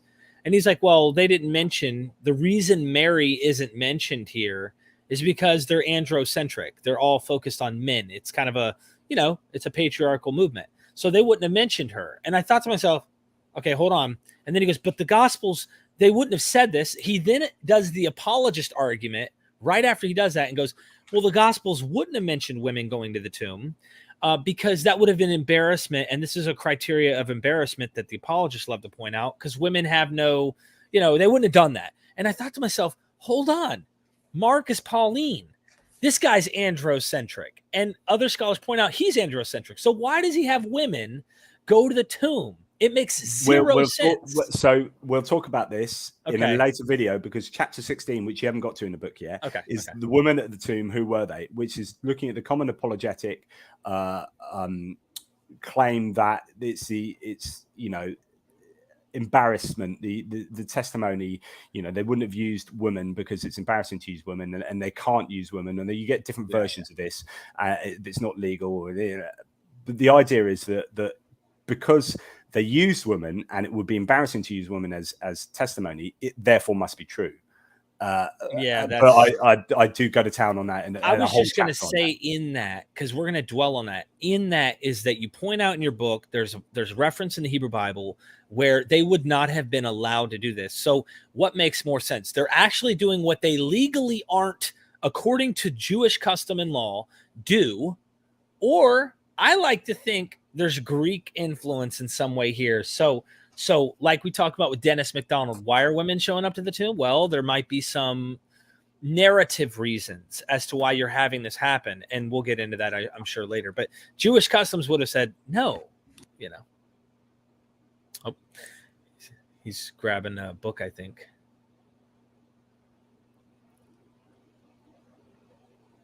Uh-oh. You're muted. Dennis MacDonald's book, Homeric Epics and the Gospel of Mark, talks exactly about that and about the mimesis. In fact, I've just written an article on my blog, one of the latest articles, about 3 articles ago. It came out this morning. Is about the connection between the Homeric Epics and Joseph of Arimathea and the woman at the tomb. So there are 3 women, and there are 3 women with Priam and Hector, and etc. etc. So there are arguments to say that it is an emulation of Homer. Yeah, I'm gonna pop that up here, show everybody real quick. This is his blog. If you don't know, it is pathos.com, and then of course that third one down there, Mark and Homeric emulation. Okay, I'm gonna post that in the chat so everybody can check that out. So whenever they get the chance. But yeah, sorry, I had we're having fun along the way, just pointing out some stuff. I posted it now. Okay. Yeah, nice one. Thanks for that. So just going back to burial customs, I just want to slam home some of the sources telling us. So this is the Mishnah Sanhedrin. So again, Jewish law from oral tradition. They did not bury the condemned in the burial grounds of his ancestors, but there were 2 graveyards made ready for the use of the court. One for those who were beheaded and strangled, and one for those who were stoned and burned. That's what we talked about earlier. So he would have been buried in the stoned and burned graveyard for the stoned and burned. Talmud Sanhedrin states, and just as a wicked person is not buried beside a righteous one, so a grossly wicked person not to be buried beside one moderately wicked. So it's this idea that even they're separating the proper nasty people from the slightly nasty people. And this is from the Midrash Rabbah. Those slain by a court of law are not buried in their father's sepulchres, but in a grave by themselves. And then, so on and so forth. So the idea of indignity in burial is hugely important. Jesus wouldn't have been given an honourable burial. That's the takeaway. Wow. Which, in effect, since we're going down this, and he would have been given a dishonorable burial, how does that impact us? We've touched about some of these details, but since it would have been a dishonorable burial, what would the results have been instead of what we see? So what are some of the problems with the Gospels if that's the case? Well, he would have been executed and buried. I'm fairly sure that you'd be executing people near where they're going to be buried, right? So it seems to me rather improbable that you would have to take someone down and then tramp, a couple of miles to go somewhere else to go and bury them. They're going to be taken down from there and buried in the criminal's graveyard. So I don't think that the idea that he would have been put in a tomb just until they had time to then go and bury him in a criminal's graveyard. I think it's more likely than Christian story, as I said, but less likely than what would have happened, he would have been killed, stoned, hung up, buried in a criminal's graveyard. There you go, end of. And then in a year's time, his family might have been would have been allowed to take his bones to then rebury him in a tomb in a family tomb if they so wanted. Some people might argue, well, could they make exceptions here? But actually, it's pretty. We've got some Roman law, the digester, that it does come a bit later, but it refers to earlier law that says the bodies of those who are condemned to death should not be refused their relatives, which is to say relatives should be allowed to get hold of their bodies eventually. And it goes on to say, at present, the bodies of those who have been punished are only buried when this has been requested and permission granted. And sometimes it is not permitted, especially where persons have been convicted of high treason. Right. So it's saying that you cannot give permission. There are no exceptions for people who have been buried for high treason, who have been executed for high treason, which Jesus arguably was. So it's like there seems to be very little wriggle room for allowing Jesus off the hook here as far as receiving an honourable burial. On top of that, if you combine what you're saying about this in Roman law and the Jewish custom of an unclean body, there's a combination of things going on here. But this is obviously, I think it's all, there's this fictional element completely running through this because they want him to resurrect. The idea is that he's going to live again. So they have this honorable approach to show that, oh, he's alive. So by the time they're written, this is a sold, we see it in Paul, but it's like, this is the gospel, so whatever you're going to write, it needs to match that Jesus rose from the dead. And that's exactly the purpose of the authors of the Gospels. Yeah. So everything becomes a mechanism really to get Jesus to be able to rise from the death, from death. And so, empty tombs and this and that, and Joseph of Arimathea and the woman at the tomb, and all these are just mechanisms to allow the eventual, objective to take place. I go on to say we return to the idea that Jesus was particularly toxic and people went utterly out of their way to get him crucified. The likelihood of going back on their decision to treat him ignominiously, but to give him honor in death, is preposterous. There is no precedence for someone in the same situation as Jesus being given an honorable burial. There's no precedence. So, some people use, so this is a really common one, and a lot of your viewers will know this. So they're the bones of Jehohanan. So there was an ossuary that was discovered in modern archaeology where they found the heel bones of someone with a nail fused to them, right? And Christians got onto this, say, look, this was found in a tomb. This is evidence that Jesus could be buried honorably because we've got a criminal honorably buried in a tomb within an ossuary. And it's like, no, this fits exactly with Jewish law, which is to say, you wait a year until the flesh has fallen off those bones, and then you go as a family member and you reclaim those bones and you put them in an ossuary and you then rebury them in a tomb. I love it. And not only that, but we know that's the case because you couldn't get the nail out of the heel bone. Why not? Because it fused. Why? Because it already been sitting in a loculus in a like where the bones would have been buried as a criminal for a year. So as a year, an iron nail does what an iron nail does, and it fuses to the bone. Right? It doesn't fuse to the bone after being hung up for like 2 days or a day.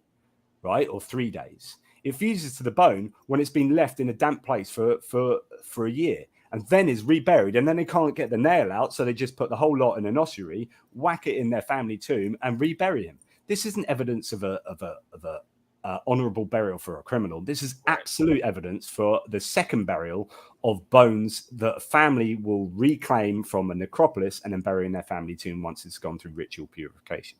End of. So I don't want to hear that one used again by Christians. Yeah, and you bring up one where a guy actually spends the money to buy, I think to have someone take it down from a cross or something. Like they spent a lot of money from a crucified situation. Isn't that one that you mentioned? What page are you on, by the way? I don't know. I'm flipping all over the place. I'm 176. So there are exceptions that people will throw out, but they never really quite,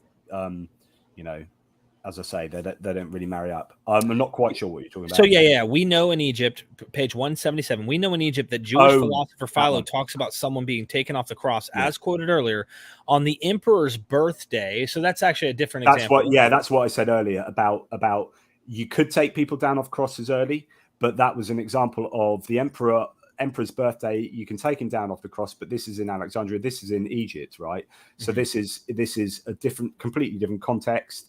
and it's for a completely different reason. And it's not, but what people do is they try and apply that to Jesus to say, look, Jesus could be taken down early. Whereas actually all you need to say is they're following Jewish law, and the Jews had a treaty with Rome within the Jerusalem area. That's all you need to say.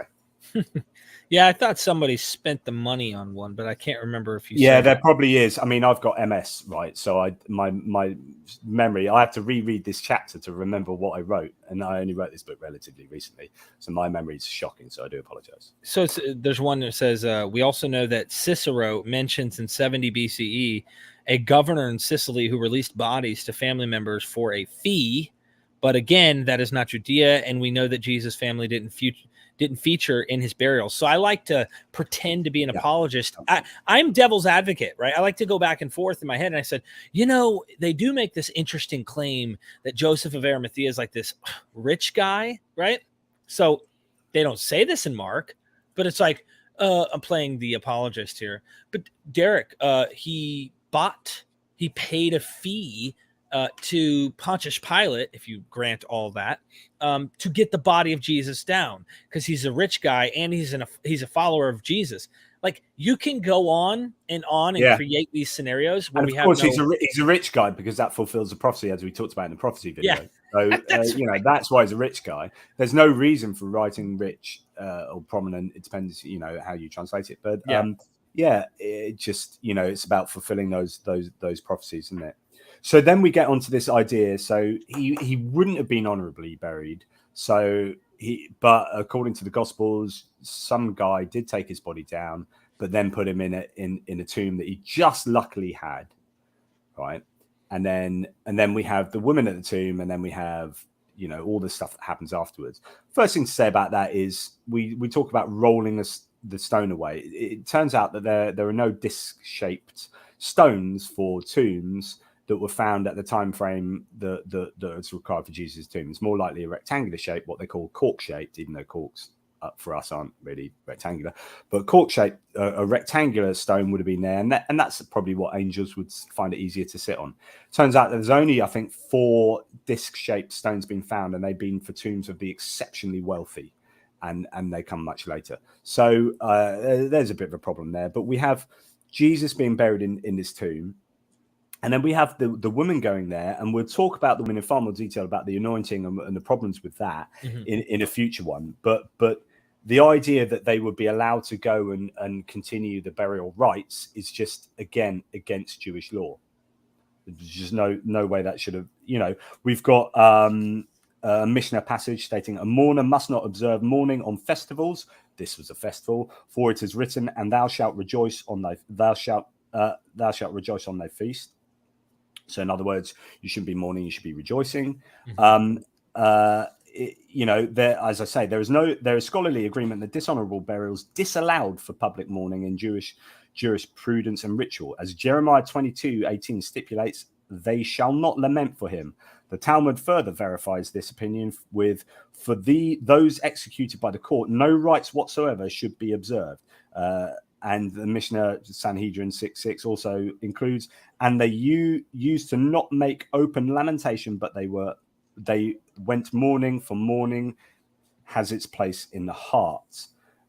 So in other words, you were supposed to do it inside rather than openly mourning. So there are loads of sources to say that the woman shouldn't have been doing anything like this, fulfilling any of the normal sort of burial rites, because this is a criminal burial and he should have been buried ignominiously. So therefore, what were the women doing there? It's kind of bonkers.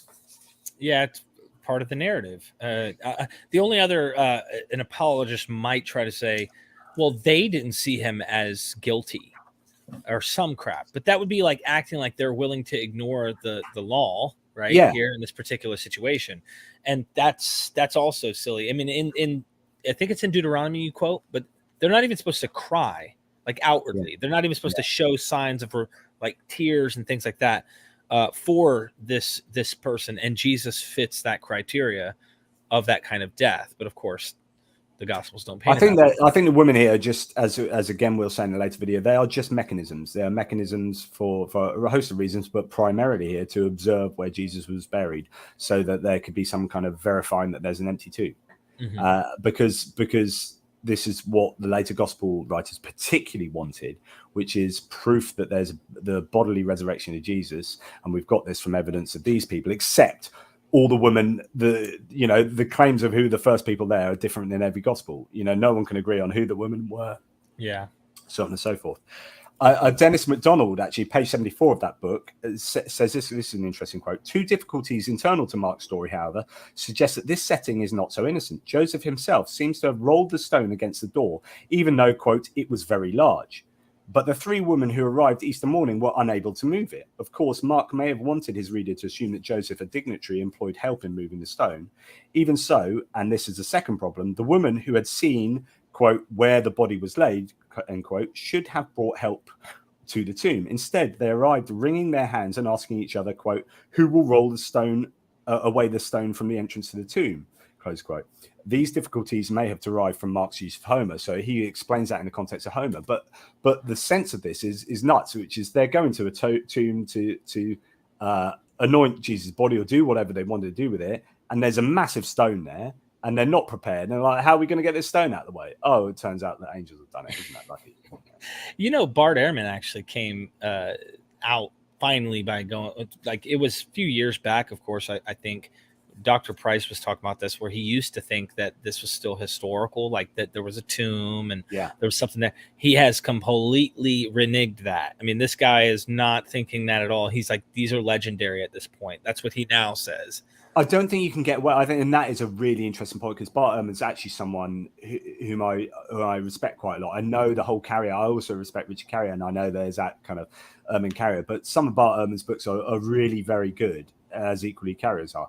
And so I do respect him, and the fact that he's changed his opinion, it's always people changing their opinions is always a worthy thing. I did that several times for this book in this chapter. Actually, I used to think, as I said, the body would have been left up to be pecked at. I changed my mind on that. I've changed my mind on a few things as a result of researching this book, and I think that's worthy because it's following the evidence, and it's worth taking note of why they change their evidence, especially if there's someone you respect.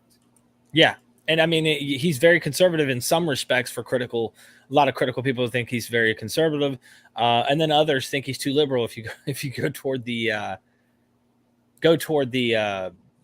apologist side, of course, he's way too critical, way too liberal. Someone that annoys both sides is often, probably correct, or close to something. Closer, in the gray area. Who knows? So I think I don't know that I've got too much more to say. I mean, I do say an awful lot more in the chapter. This is a packed chapter. Yeah, that is full of loads of sources and references because it's going back into history and Jewish law.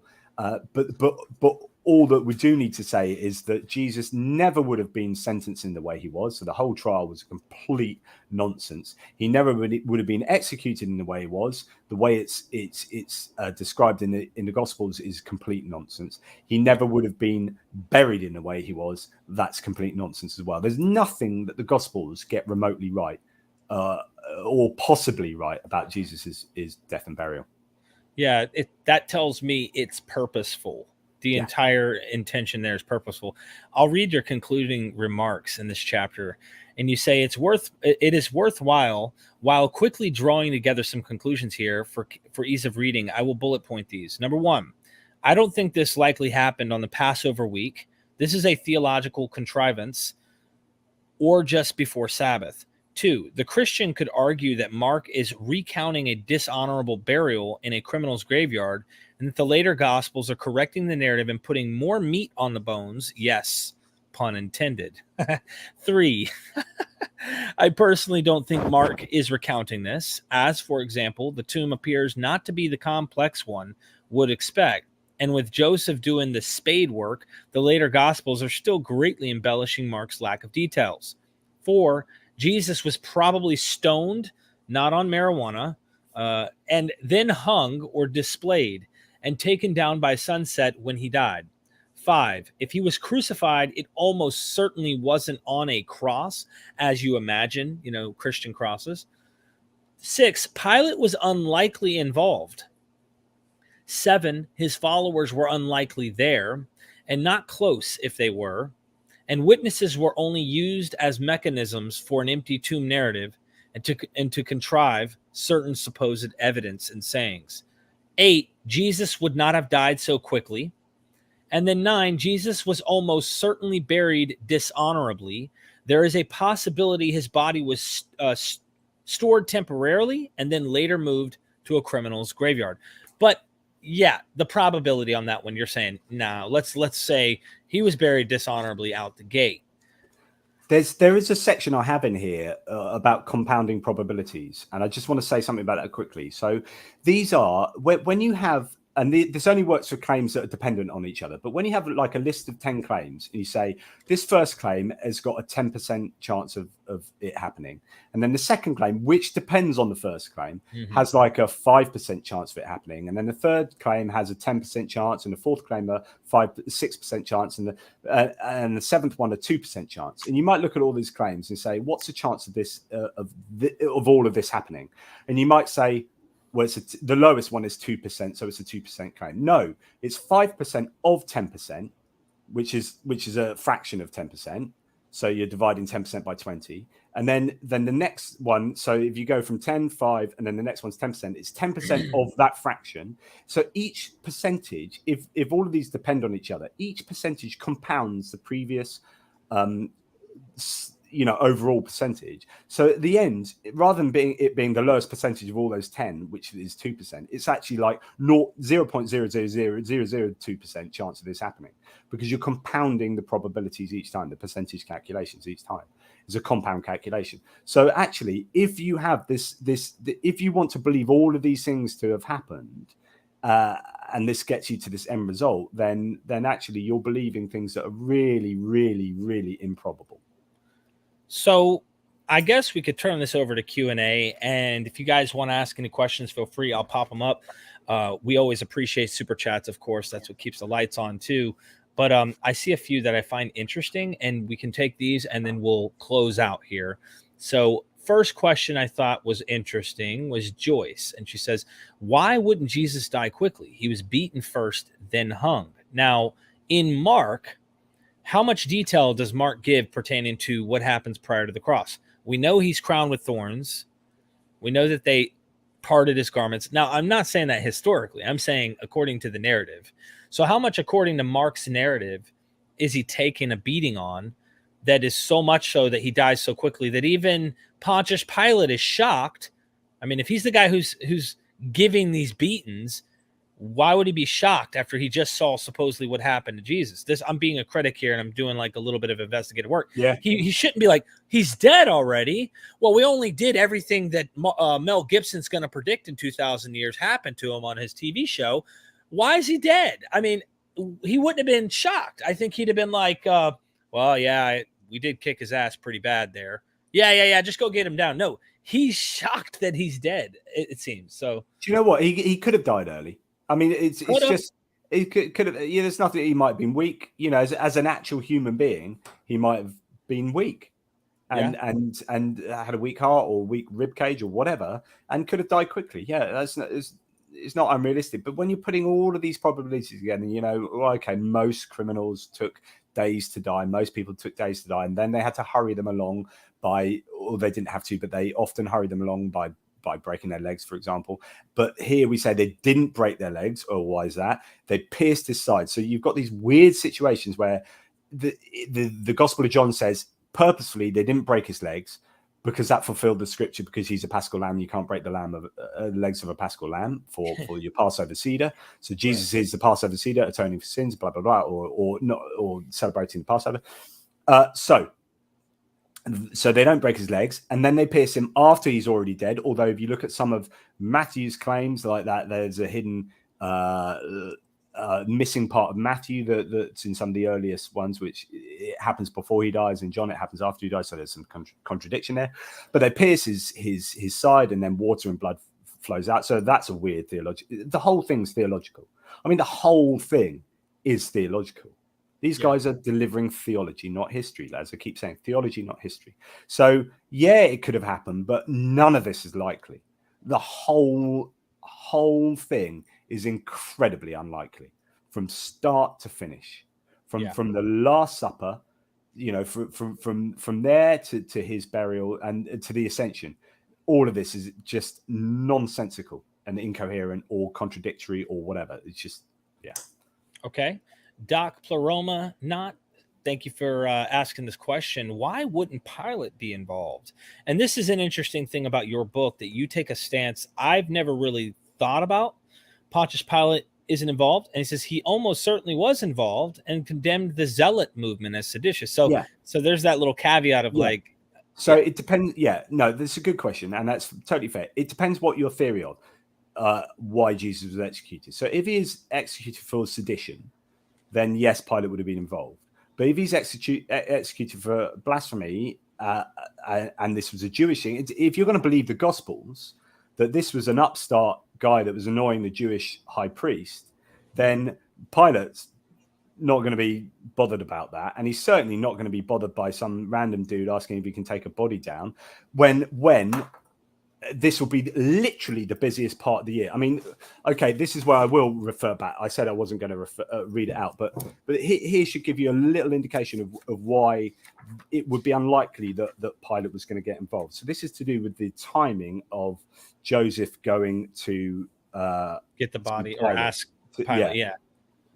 So this is what Michael also says. In an analysis of the timeline, presents other problems. Numerous events are needed to transpire during the time between Jesus' death and Joseph's appeal to Pilate. These include the following. 1. Jesus' death needed to be confirmed by those present at the crucifixion site. 2. Joseph needed to receive corroborating information about the death of Jesus. It would take time for this information to reach him. I mean, Joseph's not going to be standing underneath the cross, one presumes. The Gospels do not identify the location of Joseph upon his receiving this information. He could have been at home, at the temple, at the gathering place of the Sanhedrin, in the court, or somewhere in the city. 3. Joseph needed to prepare himself to see Pilate. 4. Joseph needed to travel to Pilate's locale, make a request to see the procurator, wait for an audience to see him, have a conversation with Pilate, and receive permission for his request. 5. Pilate would probably have had additional time constraints. The city was filled with thousands of pilgrims in celebration of the coming Sabbath and the Passover festival. According to Jeremiah, 1975, page 375, during Jesus' life, Jerusalem had from 25,000 to 30,000 inhabitants. 180,000 celebrants participated at Passover. So Jerusalem is just met with an influx of people. What's Pilate going to be worrying about, right? Rebellions and riots and not about whether some guy can take some bloke's body down from a crucifix. So consequentially, numerous logistical issues would be his primary focus. At the least, security matters would be a concern for the Roman authorities. Passover was a time at which Jews remembered their salvation by God from subjugation of the Egyptians. The Passover feast was represented a potential silent protest against the Roman Empire's presence in the Holy Land. Number 6, Pilate needed to summon a centurion to verify that Jesus was already dead. The centurion had to travel to the site of Jesus' crucifixion and confirm the death. The centurion needed to travel back to Pilate's residence, and then Pilate had to question the centurion. Finally, Joseph needed to be summoned again to Pilate to receive permission to take custody of Jesus' body. Do you see what I mean? So it's about when you start looking at practicalities of the stuff here, you're like, actually, when I think about what has to happen, it's really easy for a gospel writer to say, oh, yeah, Joseph went to Pilate and asked to take down a body. Centurion confirmed that, and then that's like half a day's worth of stuff has to happen at the most busy time in Pilate's complete rule. Right. Just, we haven't even brought up the juggling between Pilate, Herod, and then back to Pilate scenario too. There's so many unlikely fictional additives to this whole thing that just makes it, I mean, like just all of that happening in one day. You need 3 days in one day to make all this stuff happen. And I just don't see how that happened. Yeah. And you've got to remember that Jews, if this is Passover, it depends which gospel you believe. But if this is actually Passover, then you can't be out while it's dark. And you're going to be observing the really tight Jewish law around Passover. But the question goes back to the idea of so some skeptics will say actually he was crucified for sedition. That's fair enough. It could be a possibility from a skeptical point of view, but it's certainly not what the Gospels say, and they're pinning it firmly on the Jews. So yes, Pilate would be involved, but you have to be throwing out all the Gospels in order to say he was executed for sedition. That could have happened, and then the Romans were involved. Interesting. Okay. Question Good from question. Jojo. Yeah, Jesus was a Jewish rabbi. We need to have accounts of him, right? Do we have accounts of other people of that time? Good question. I mean, we have reference to other sort of Jewish cultic leaders, Simon Bar Kokhba and all these other ones. So there are, and Josephus does give us accounts. There are no accounts of Jesus. The question should be, I suppose, should we expect accounts of Jesus? So it's the argument from silence. So the idea that we talked about this earlier in previous video, which is we would expect Paul to mention certain things about Jesus. He doesn't mention certain things about Jesus. When there's silence and you should expect there to be evidence, then it means something's going on. So in that case, Paul probably didn't know the empty tomb thesis or the empty tomb events or the claims about the empty tomb. In Matthew's zombies and earthquake and ripping of the veil, why is there no evidence? Why is there silence? Because it never happened, right? This is evidence that it didn't happen. With Jesus, would we expect there to be accounts of his life? I don't know. You could imagine that there could be. I mean, you do get him mentioned in Josephus, but then there are theories of interpolation. I find it far more problematic that you've got, so it's going slightly off because it's not to do with the resurrection per se, although we've got the appearance narratives. If he genuinely appeared to 500 people, if he genuinely fed 4,000 or 5,000 people, yeah, you would expect there to be some kind of evidence other than some Gospels written 40 to 80 years later. So that's, I think, in a sense, yes, we should expect to have accounts of him, and we don't. But I would expect accounts of the miracle. I'd expect some evidence, like if he had genuinely just fed 5,000 people, they'd be going around and like telling everyone. This would be like hot news, right? If he genuinely like resurrected Lazarus to life, then everyone would be like, man, this is nuts. This is the interesting part about why mythologization taking place. No matter how you slice it, we have a problem.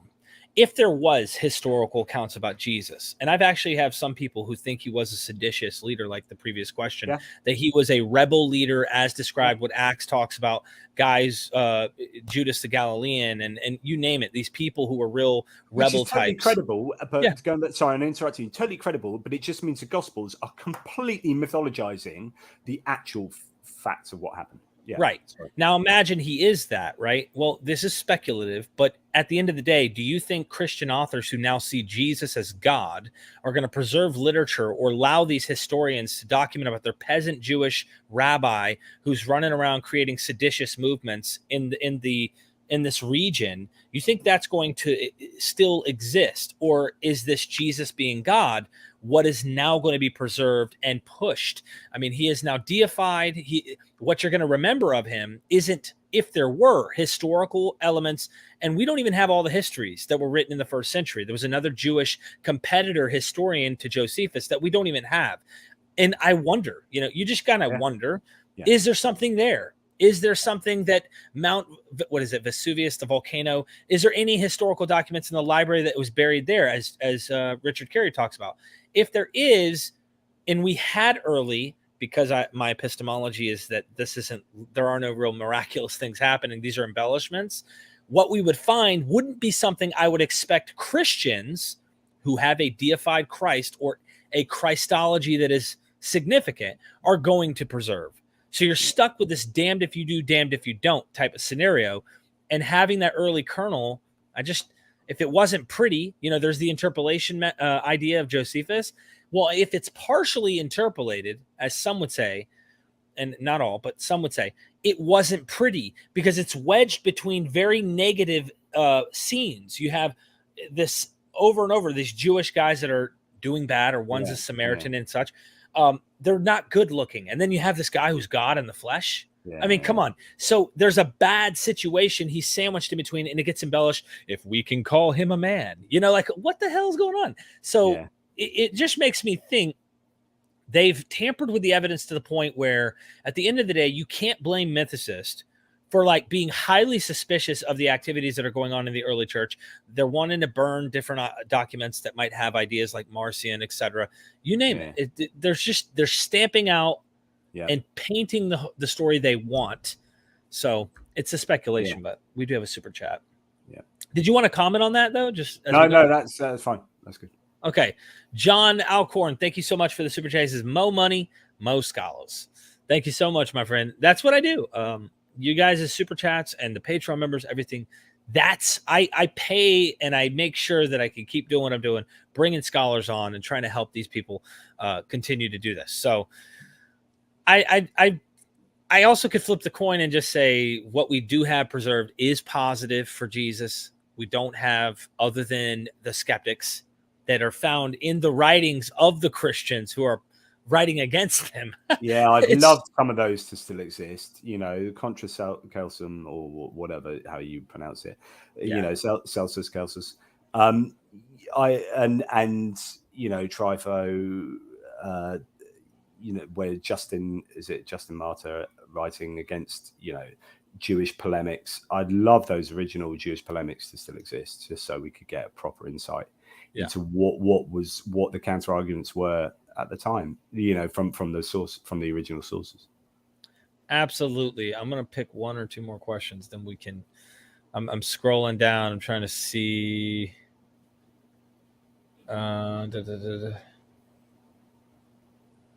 Yeah, Doc, just to address what you're saying, this isn't addressing the question. The Zealot movement sympathized with the nationalistic causes espoused by the Zealots and were waiting on the side to seize the throne of Israel. Yeah, and there were many different types of movements. I mean, there were, you know, Richard Carrier talks about different kinds of Pharisees. There were not even the same types of Pharisees. There were so many different groups, and saying Jesus was a warrior zealot, you know, is one of many theories, one of many. So you can hypothesize, you know. And I think it's quite difficult to understand who Jesus was in his lifetime as a cultic leader, or as a, you know, as a movement leader. What was his movement? Was it a more peaceful, you know, because when you read the Gospels, he seems very much revolutionary, but in a far more kind of socialist or you know, a peace loving kind of leader and movement, whereas some of these other zealot movements weren't so much, and they were maybe more political and maybe, you know, more anti-Roman or whatever.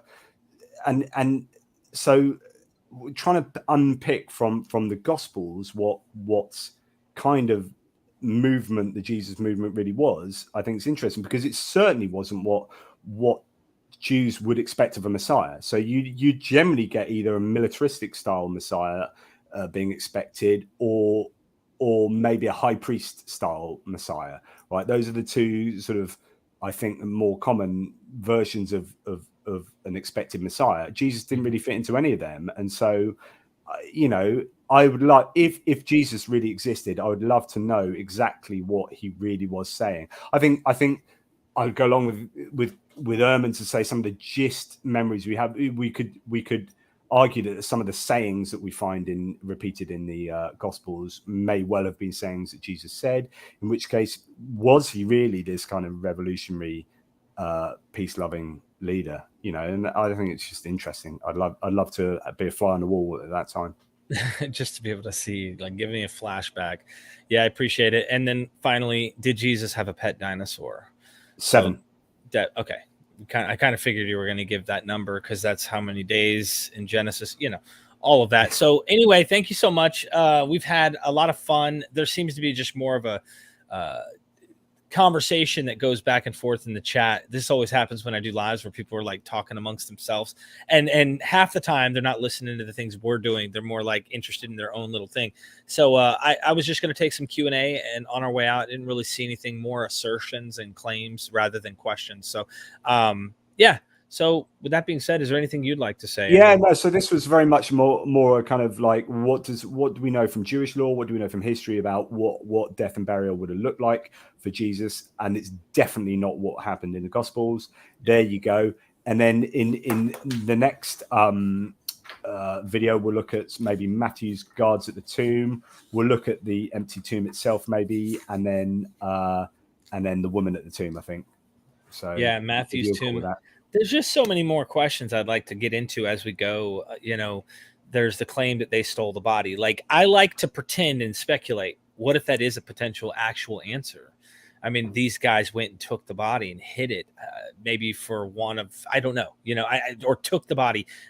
Allison, Del Allison Jr., when I went and interviewed him, and I asked him, if you put your skeptic cap on, what's the most likely scenario you think? And he said that the body was stolen because there was a lot of magicians at this time, and they would use like kind of necromancy type strange corpse used in their potions and in their magical things. Yeah. He would think that someone stole the body of a man who claimed to be a magician, that his body would have some type of strange element that they would use in a magic or something like that. And I'm like, what the?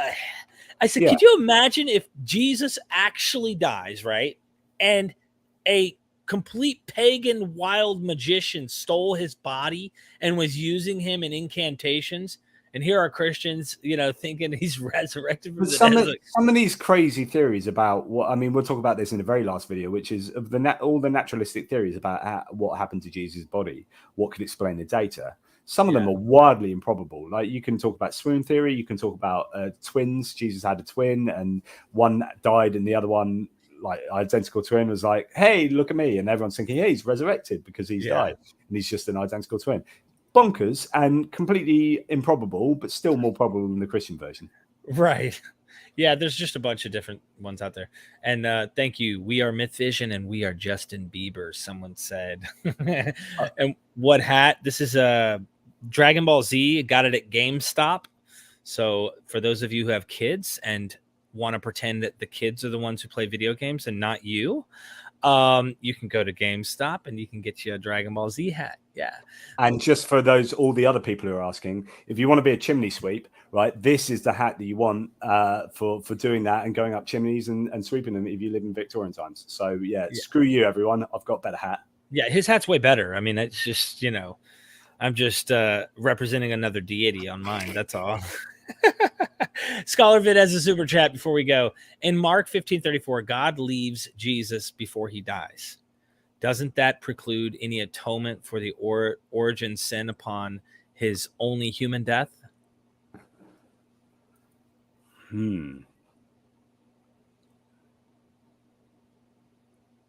mean, I need to understand that question. There's an interesting idea about the baptism and the death, and about whether so this is a theory. This is where Mark is so different from John, right? So you can argue that Mark, and again Bart Ehrman makes this point, that Mark argues that Jesus was born at baptism. It wasn't the Logos, the dove and the baptism, and that Jesus then dies at this point, and you can say that's so which then is pretty much contradictory to what John says. So I think the atonement is so problematic. I don't think anything makes sense of the atonement. I don't know how even not that version of death makes sense of the atonement. I don't think. Yeah. So you could argue that precludes atonement for sin.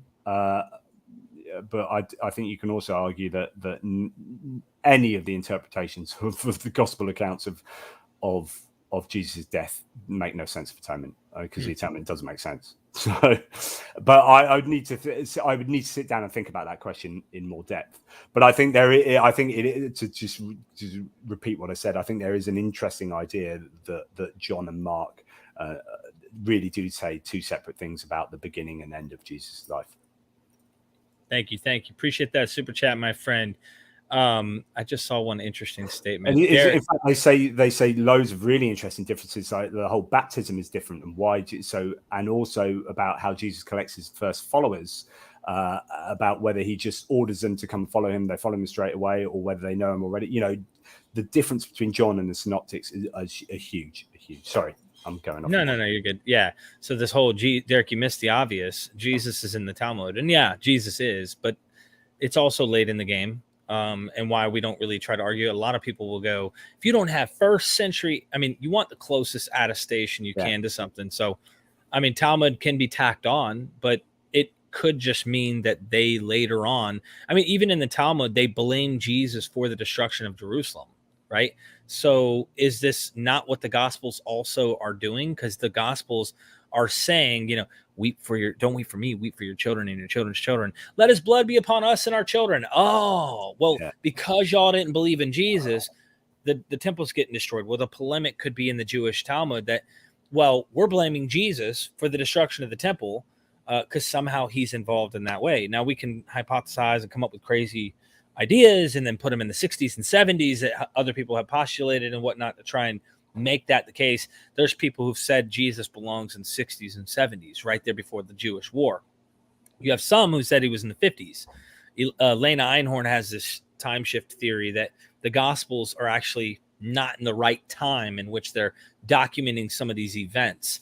And she has an interesting video. I've done a recording with her that's really fascinating that kind of points out some of the stuff that should be in the 40s, 50s. Rather than in the 30s, which might add something to the things you're saying here. But she also thinks that the Egyptian was Jesus. So it was, you know who the Egyptian was in Josephus?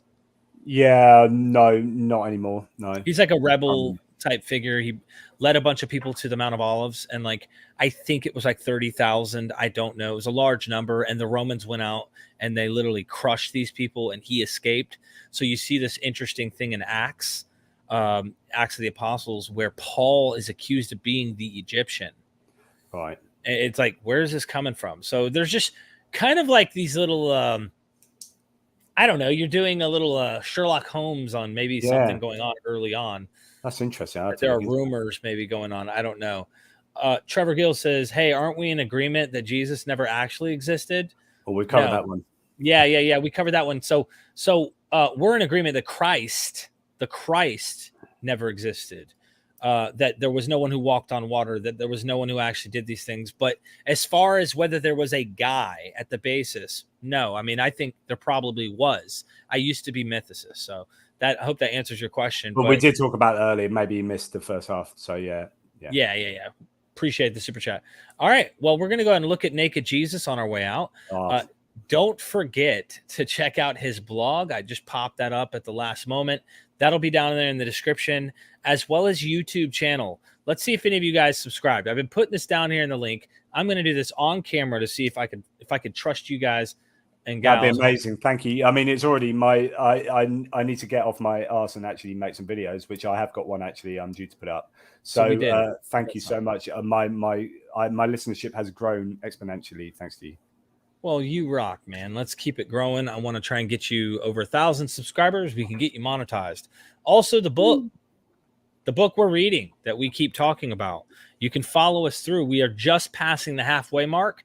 Then there's also the nativity book that he has, and we're going to get into that one next. I feel like that's our next one. Yeah. I really want to get into the whole virgin birth and stuff like that. Yeah. And the Patreon. I just dropped this bomb of a 2-hour interview, and I have so many interviews. It's ridiculous. And then you just got to scroll down, then hit load more, and you can do that like 100 times, and you still won't cover all the videos.